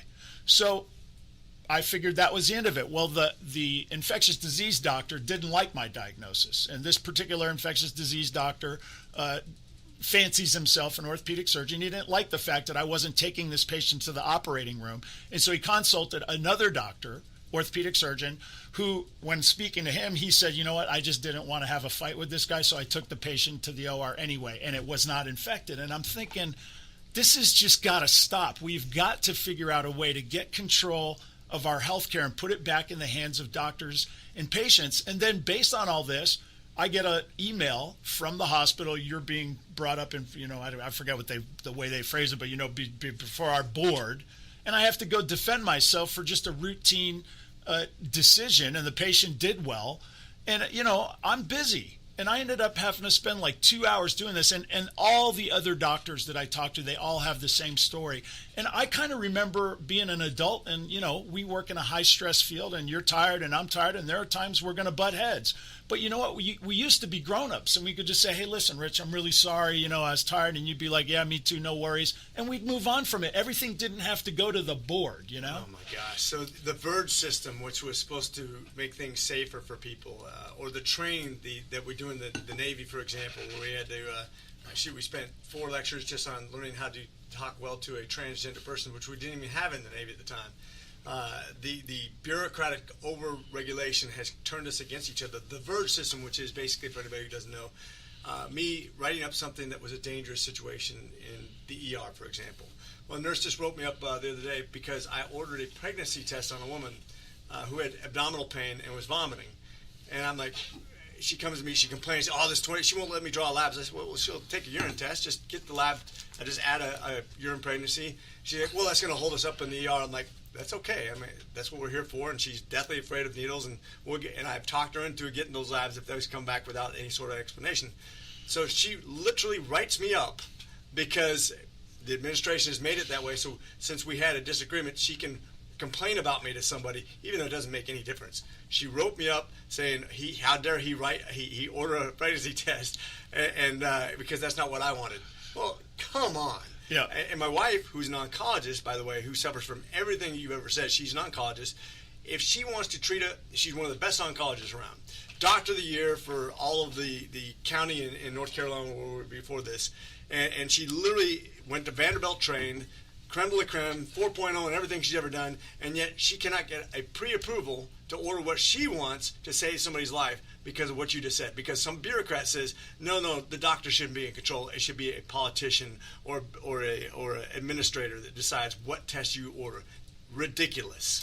Yeah, it really is out of control. There's this thing called a wound vac. I know you know what it is, but it's kind of this. You have a wound that's open. You put a sponge kind of in the wound. You put this cellophane kind of material over the top of it, cut a little hole, and you put a little suction device on it, and it creates negative pressure on the wound, which promotes wound healing. And we usually go to the operating room to put these wound vacs on, not every time, but a lot, just for the comfort of the patient, so we can kind of dig in there and get all the tissues clean without hurting the patient.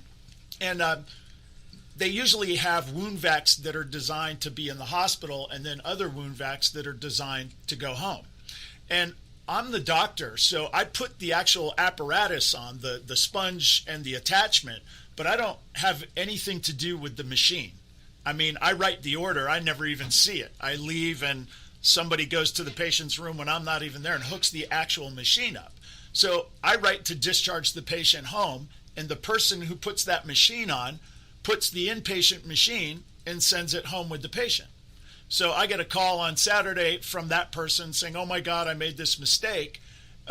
I sent the patient home with the inpatient machine. We got to switch it out. And I'm like, no big deal. I'll just, when they come in on Monday, I'll just switch it out, which I did.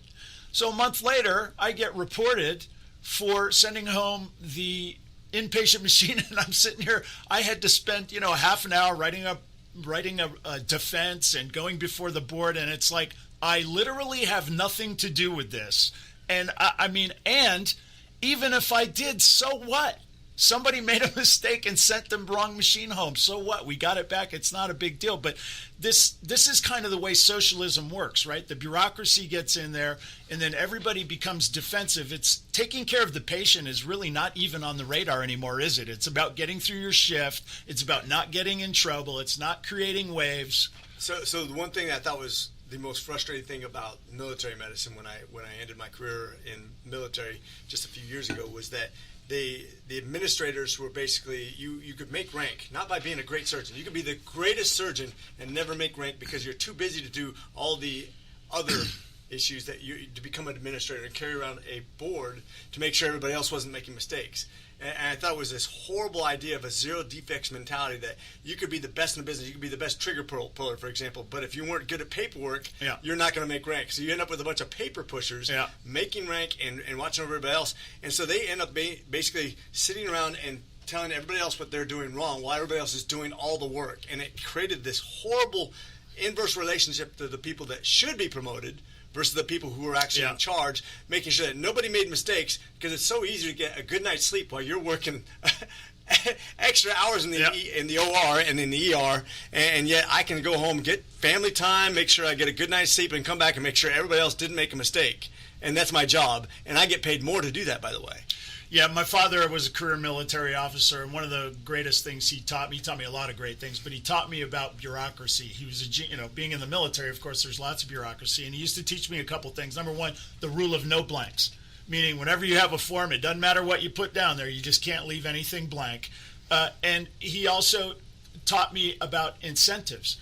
People do what they're incentivized to do, and they don't do what they're incentivized not to do. And so when you get all of this paperwork and stuff like that, it actually influences our behavior, because you think to yourself, there may be some tack out there, some decision, some procedure, some action I might take that might be in the best interest of the patient, but it's going to create a whole lot of paperwork for me. Should I even bother doing it? And we see a lot of that where people just, I'm not even going to play that game because I don't want to do all the paperwork that comes with it. It's really kind of gross. Yeah, especially if you're in a socialized medicine, VA, perfect example, right? There's no motivation to actually have a bunch of OR cases, because why would I do that? I don't get paid more for it. And by the way, I might get sued for something. So why don't I do as few possible cases? And then I'm not going to have any trouble. I can work. I can go home quicker. I'm not going to have to worry about my pay. I'm never going to get sued. Everybody, and if they don't like what I'm doing, they can send it to somebody else in the civilian world who's going to fix what I screwed up, because I'm not going to be proficient. They have a hospital in South Dakota that was protected by certain senators. A VA hospital would think a census of like 5 per week. I mean, something ridiculous. And that's not counting. I mean, that's everything. Great allocation of resources. And so you have the administration, you have the electricians, everything in one hospital that wasn't. And by the way, the doctors, you'd never want to operate on you because they weren't proficient. So anytime they had a surgical case that was worth anything, they sent it out. So it didn't even do the job it was meant for. But by God, they had a VA center that was top notch that the taxpayers paid for. Yeah, we used to, when we'd work at the VA, we used to say you have the morning case and the afternoon cases, because they could only do 2 cases in a day because they were 2 different shifts. I mean, it really was quite extraordinary. And it also helped me understand and learn the difference between the work-driven employee and the clock-driven employee, and the tension between the two. For guys like us, we don't go to bed till the work's done, but a lot of the people we're working with, they're just trying to make it to the end of the shift. So while we're trying to do as much as possible, you got another group of people that are constantly trying to sabotage because they don't want anything to prevent them from walking out the door at 3 o'clock. And it's this perverse incentive that affects the way we behave, and you can see it so clearly now. We got call schedules at hospitals that doctors simply don't want to be a part of. When they are on call, it's just a big exercise in how do I not get sucked into doing anything, and even if I do get sucked into something, how do I not get into trouble? I meet with an infectious disease doctor who doesn't like my decision making and wants to write inflammatory things in the chart or say nasty things to the patient, and it's just really creating a horrible situation. And the worst part of it is doctors and patients are not allowed to make their own decisions about their own health care. My brother fell down the stairs a couple weeks ago, hurt his shoulder really badly, went to go see a Steadman and Hawkins sports medicine guy, so a well-trained guy, and my brother sent me the MRIs and everything. He needs surgery. So he got, and then the doctor that saw him also recommended surgery. And my brother said he felt very comfortable that guy and I were saying the same thing. So it made him feel really comfortable and good about it. And so it was like, let's get the surgery done. So he gets the surgery done on Tuesday this week, gets home, and gets a letter from the insurance company saying the surgery was denied.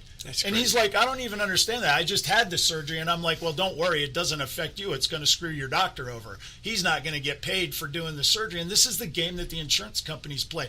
They told him that the reason that they were denying the surgery was because he didn't fail 3 months of conservative care. This injury, I'm an orthopedic surgeon, this is what I do. This injury wasn't going to heal in 3 months or 6 months. It needed surgery. And, I remember a day when people who were experts in the field kind of help patients make the decisions. And now you got these bureaucrats with so-called best practices, right? We're all this insidious onset of best practices, and people almost accept it now as if it's something to be accepted. I mean, in medicine, there is no best practices. There is no menu of treatment that works for everybody. When I was in medical school, we always learned every patient is an individual. You can't make any decisions until you lay your hands on that patient, till you talk to that patient, till you examine that patient. And now we got these best practices. Oh, you need 3 months of failed conservative care before we'll even consider surgery. What's going on here? Yeah, rules are made for cowards that basically want to stand behind something they don't have to make a real decision. And unfortunately, a lot of rules have been made because people have misbehaved. Let's face it. So when doctors overcharge or they do surgeries that are not required, and people say, "Oh my gosh, this doctor did something wrong," and instead of just prosecuting that one case and actually going through the trouble of making sure that person doesn't misbehave, I'm going to make a blanket rule for everybody to make their life miserable. And this is where government overreach continues to happen, is because of one bad incident. I'm going to be, as a politician, be able to say, look, I did something by making a rule that affects everybody in a negative way, but by God, I did something, so I addressed the issue. So that's interesting that you bring that up, this idea that there are doctors out there that have behaved badly. Absolutely. I get asked all the time, how much would you charge for an ACL? And my response is always, as much as I could get. I mean, I take care of people, but it's a business. What keeps me in line? What keeps me from, charging $1 million? Well, it's called a free market. Amen. Somebody else out there is going to do it better and work harder and make sure that your scar is smaller, that your pain is less. That's what I do. I bend over backwards. Even when my patients are unreasonable, it doesn't matter. My place is called Barber Orthopedics. I'm the face of it. I'm going to make sure everybody's experience is absolutely the best it can possibly be. This idea that the doctor's not behaving properly, but the bureaucracy is looking out for me. Excuse me, did we not just have the FDA and the CDC and the World Health Organization prevent us from using hydroxychloroquine to treat COVID, a medicine that absolutely is safe and by many studies is effective? I mean, these people are not looking out for you. They have pressures on them, mostly political right now, and I happen to know for a fact when the phony studies came out on hydroxychloroquine in the New England Journal of Medicine and the Lancet, designed purposely to put a wet blanket on the use of hydroxychloroquine, because they knew that if people are out there taking this very cheap, generic, safe medicine, that people would not be getting sick and going to the hospital, and they wouldn't be able to get these huge COVID numbers and do all the things that stem from that, stuffing ballot boxes and all the rest that we know they did. They had to shut it down. And so they come up with these fake studies, and they basically create this situation where doctors are looking at these phony studies. It's affecting their behavior, and because there's no ability for dissenting opinion. I mean, in medicine, don't we normally have that? Like, you and I could look at the same thing, and you have one opinion, I have another. You're not wrong, I'm not wrong. That's just how medicine is. I mean, it's insane. That's how we advance medicine, is actually by disagreement. It's not by making sure everybody's uniformly doing the same thing. That's the worst case scenario. the only advancements in medicine are based on our disagreements. When you say, look, I'm not going to use antibiotics for your viral infection, and look, here's the evidence behind it, and then we have an open debate about it, and then some doctors still won't get on by it. That's why you have the choice of doctors, by the way. But that's why we wash our hands between surgeries when we used to not, because some dissenting doctor said, maybe we should wash our hands, and they made fun of them, and they censored them instead of allowing the ability to disagree. Yeah, and it's this idea that somehow the FDA or the World Health Organization or the CDC or some government bureaucracy is going to be looking out for your best interests. It's just factually not true. Doctors, for the most part, I think are good people. I mean, I do believe the vast majority of doctors have something inside them. This is a hard, when I think of, I reminisce like, man, if I could be young again and everything, but then I immediately go, but then I'd have to go to medical school again, and that's out of the question. So I'll just stay an old broken down guy. I don't want to do that again. It was tough. The reason people do it is they have a calling and there's a gratification in helping people. And are there bad apples? Of course there are. Are there incompetent people? Of course there are. There are in everything, but the free market weeds those things out better than any other method, any other entity. There's no bureaucracy. It gives people the most choices. I mean, you and I can sit and argue about the effectiveness of hydroxychloroquine. You got 65 years of data, and you can say, I think it doesn't work. I can say, I think it does work. And guess what? Patients get to listen to you. They get to listen to me. They get to make up their own minds, and they can do what they want to do based on how the information is presented to them. And, I mean, it's just so clear to me now. So much corruption in the last year. I mean, just obvious corruption, starting with, China, basically the World Health Organization parroting the Chinese narrative as it related to COVID. So, you had this pandemic breaking out of coronavirus. People who are familiar with China's Belt and Roads Initiative, where they basically go into these countries and they prop them up with Chinese money and basically get them on the hook so that they're beholden to China.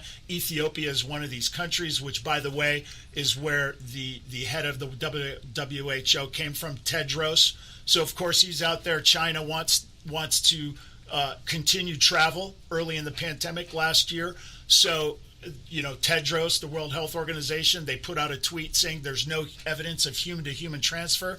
Guys like you and me who went to medical school kind of are like, wait a second. Coronaviruses commonly have human-to-human transfer, and if it's the novel coronavirus like you guys keep emphasizing, why would you make a statement like that when we don't supposedly know everything right now, when there's a very good chance it is transmitted human-to-human, which, of course, we now know it was? Well, at a time when China was banning travel within China, the World Health Organization, everybody else was letting travel go to every other corner of the world from China. So we basically spread this virus around the world. We know that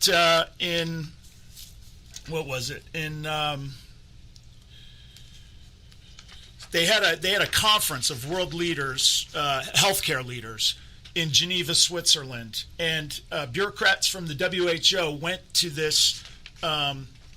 this meeting, and they discussed maybe we should ban travel from China. And basically, these bureaucrats from the WHO got these people to say, okay, no, we won't ban China travel from China to the rest of the world. And of course, the rest is history. You got the Royal College of London coming out saying it looks like the mortality rate for COVID is 3.4%. I mean, when I heard that, I was like, what are you guys doing? You're only counting the number of people in the hospital. Clearly, there are tons of people out in the community who have COVID and are not at the hospital, which is going to bring that number down. Why would you freak people out? In my opinion, it was designed to freak people out on purpose. And most of these statistics are designed to freak people out. And let's face it, the worst decisions that have been made on this disease process have been made by these organizations. The absolute worst. If you look at the states that have done the worst in controlling and treating this disease process, it's those states that have overreached and taken the power away from the doctors. You look at the most draconian controls measures have resulted in the highest mortality rates. And still today, look, New York and New Jersey are hotbeds. Michigan are hotbeds, even though they have these huge, I'm going to make you wear a mask everywhere you go. You're not going to be able to socialize. You're not, all these huge rules, and yet they still have the highest and worst outcomes. Yeah, it's funny. at going to medical school and residency and sort of learning medicine, there are things we kind of know, things we kind of study. And I'm always talking to my friends about, I didn't start thinking about masks in 2020.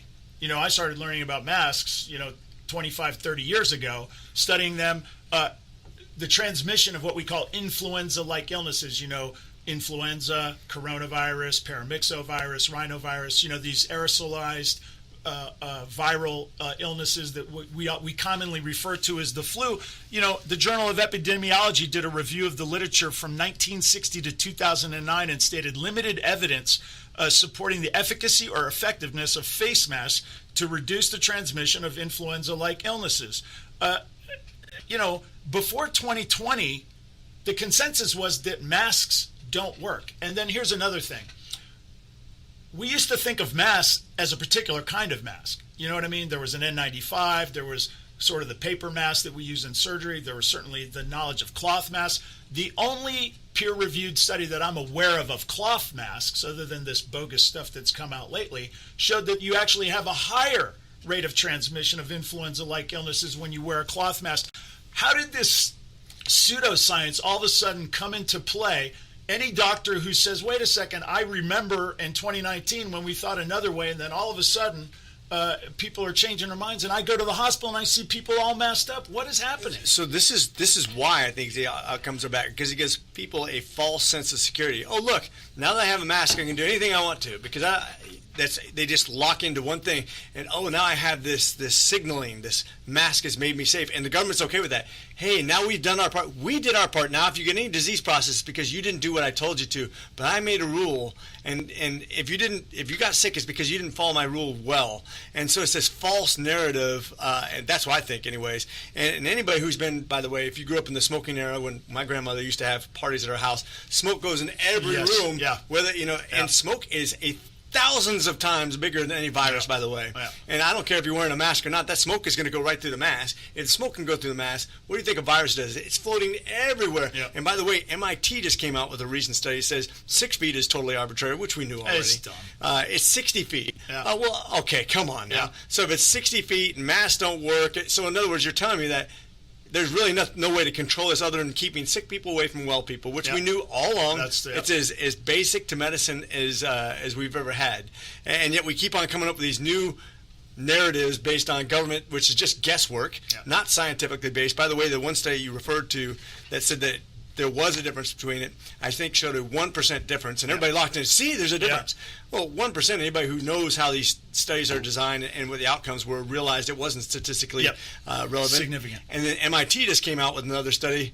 I think it was MIT. No, it was Ireland. Ireland came out with a study, basically the same thing. They showed a 0.3% difference, which is not statistically different. And that was based on whole demographics, based on whole nations and states and areas that were versus not using masks. So they really debunked that, even though we continue to say, oh, maybe 2 masks, maybe 3 masks, maybe, come on. We're going to pick up a little bit more of this discussion about the research and how we're interpreting it when we come back to the Doctor's Lounge. You're listening to Dr. Rich McCormick and Dr. Scott Barber on America's Web Radio. See you guys in a minute. The Docs for Patient Care Foundation is your way to join the fight and become a member of an organization created by doctors for patients dedicated to fighting for your healthcare freedom and preserving the doctor-patient relationship. Get a pen and paper. Write down www.docsforpatientcarefoundation.org. That's www.docsforpatientcarefoundation.org. Go to our site and please make a generous tax-deductible donation and join the fight today. Thank you.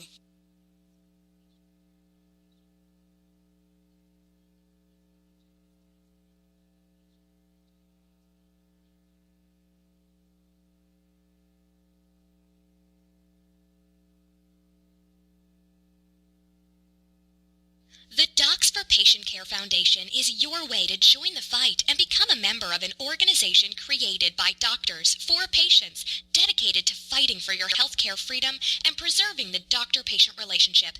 Get a pen and paper. Write down docs4patientcarefoundation.org. That's DOCS, the number 4, patientcarefoundation.org. Go to our site. You're listening to America's Web Radio on the AmericasBroadcastNetwork.com. Thank you for listening. Good afternoon, everybody. Welcome to America's Web Radio and the Doctor's Lounge. I'm Dr. Scott Barber, and I'm here with Dr. Rich McCormick, and we are talking about COVID and how it has demonstrated the failures of American healthcare in 2021. We were talking about the various studies out there and masks, and how before 2020, sort of the consensus in the medical community that masks were relatively ineffective at preventing the transmission of influenza-like illnesses. The masks had been looked at extensively in the previous 4 or 5 decades, and there really was no compelling evidence that wearing a mask was going to prevent the transmission of these types of flu-like illnesses. We call them influenza-like illnesses. And then suddenly in 2020, all of a sudden the mask became a thing, and there are a lot of reasons why I believe that happened. I know when it first happened, I was frustrated because being versed in the mask, having studied the mask for 30 years, having been thinking about masks for 30 years, I knew the masks were not effective, but my wife told me, don't say anything. The mask gives people a sense of control, and even though it doesn't work, that we shouldn't say anything so that people would feel comfortable. And I sort of went along with this, and I regret it.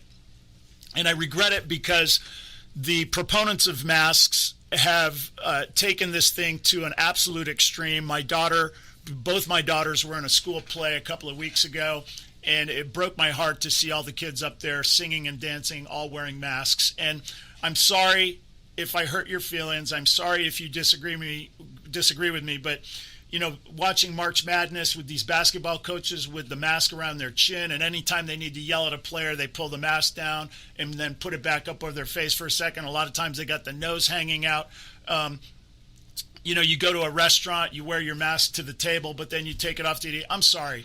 If there's anybody out there who wants to debate me on the efficacy of masks, then please let me know. Email me at scottbarber@gmail.com. I would love to talk to you. I'm sorry these masks don't work. The way that we're using them, they're completely ineffective. Things have been happening this year that have made me more and more cynical and more skeptical about what's being presented to me. And it all started with you have this medication, hydroxychloroquine, that FDA approved for 65 years.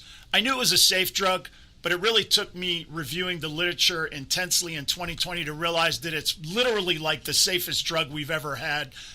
65 years in use, billions and billions of doses of hydroxychloroquine, and not one documented death from cardiac disease at the doses that we would use to treat COVID.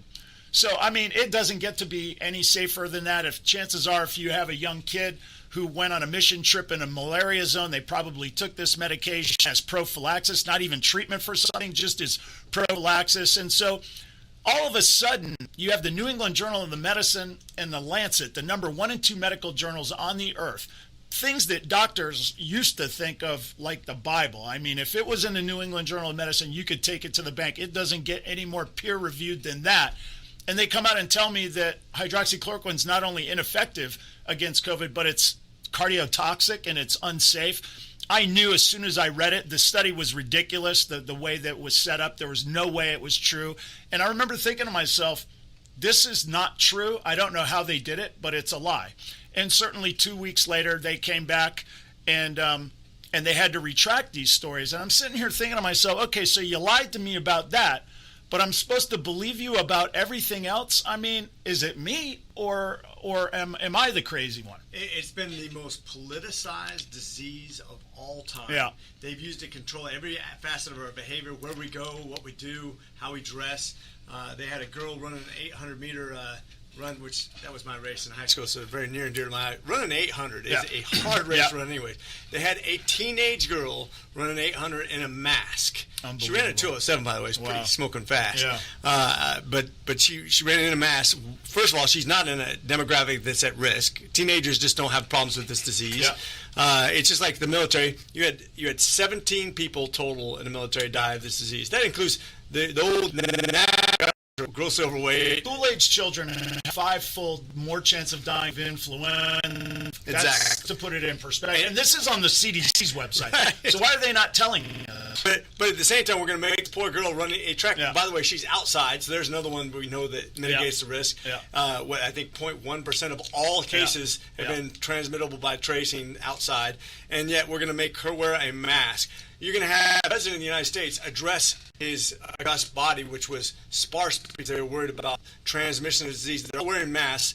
They're all vaccinated. Yeah. So one point, once again, signaling. This has nothing to do with science. This has nothing to do with anything but other than politics, because all these people in this room had vaccinated. They're all asymptomatic. So where is the end point? If it's not about vaccination and having an immunity to this disease that's not really that deadly to this demographic once they're vaccinated, why are we doing it? In other words, they're just basically saying, I'm going to make a rule and control you no matter what, because I'm the government and because I can. Not because it's scientifically based, not because it means anything, but because the signal is government should be in control of your life. Yep. And listen, I'm talking to everybody, but I'm specifically talking to you doctors out there. And anybody who's a doctor knows when you go to medical school and residency, you typically have what we call journal club, where you read scientific literature, medical literature, and then you get in a room and you discuss it. And a lot of what we discuss is what the quality of the study is. Not all studies are equal.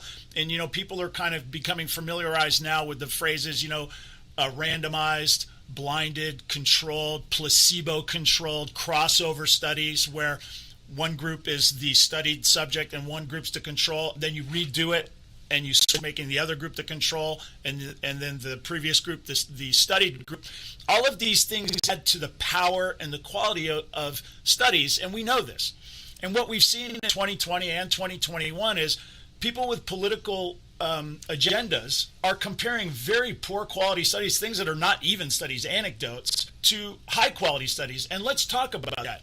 The high quality studies like the Ireland study, the Iceland study, showing that our kids are not just low risk. They're like as bulletproof as you can get. Oh, that's a lie.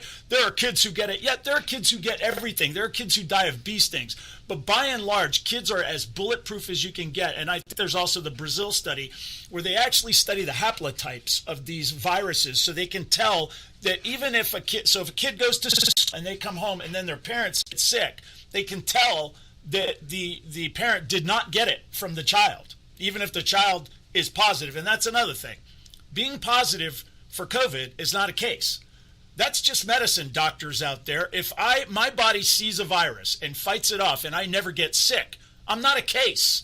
That's just my immune system behaving normally. Suddenly, we're out there, by hook and by crook, trying to find every single person that could possibly be exposed to a coronavirus, and they've been busted over and over again. The coronavirus that causes the common cold and conflated COVID. PCR tests and antibody tests being conflated.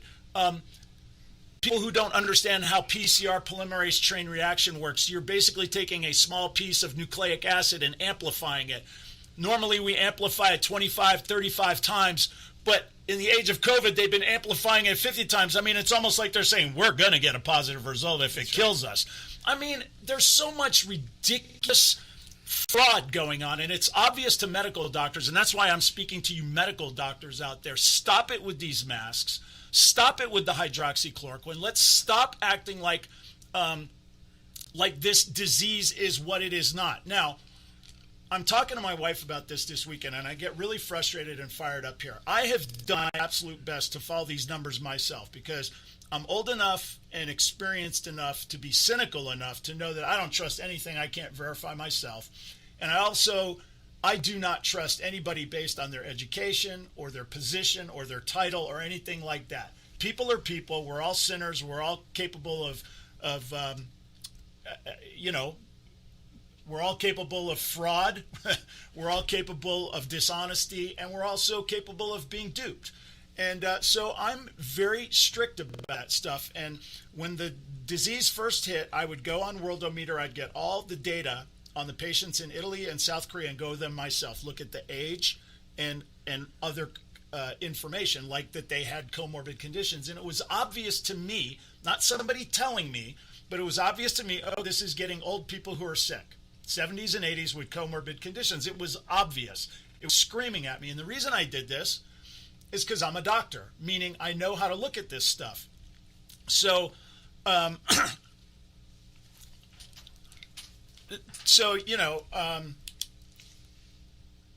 lost my train of thought. My fault. So, this is once again goes back to government doing the wrong thing. And ironically, when the government decided to put a bunch of old people who were sick in with healthy people who were sick, it killed the most people of all. So it's the fraud. You're concealing information that is important, and you're propagating information that is not true. And I'll give you a perfect example. I was on Fox News. They wanted to talk to me about masks and lockdown and things like that. And it was pre-taped. So I went, a guy called me, interviewed me on a Zoom call, and I basically said my piece, which is pretty much the things that I've been saying all along.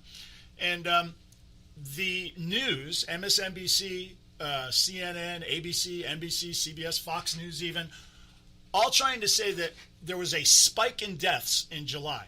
And this happened to correspond to a moment in time when blue state governors like Cuomo in New York and out in California with Gavin Newsom were trying to, in Whitmer in Michigan, were trying to implement mask mandates and lockdowns. And red states like Florida, Georgia, and Texas were opening up and not implementing mask mandates. Well, of course, the political winds could not have Georgia, Texas, and Florida opening up and not having consequences. So they went out with this narrative that there was a spike in deaths.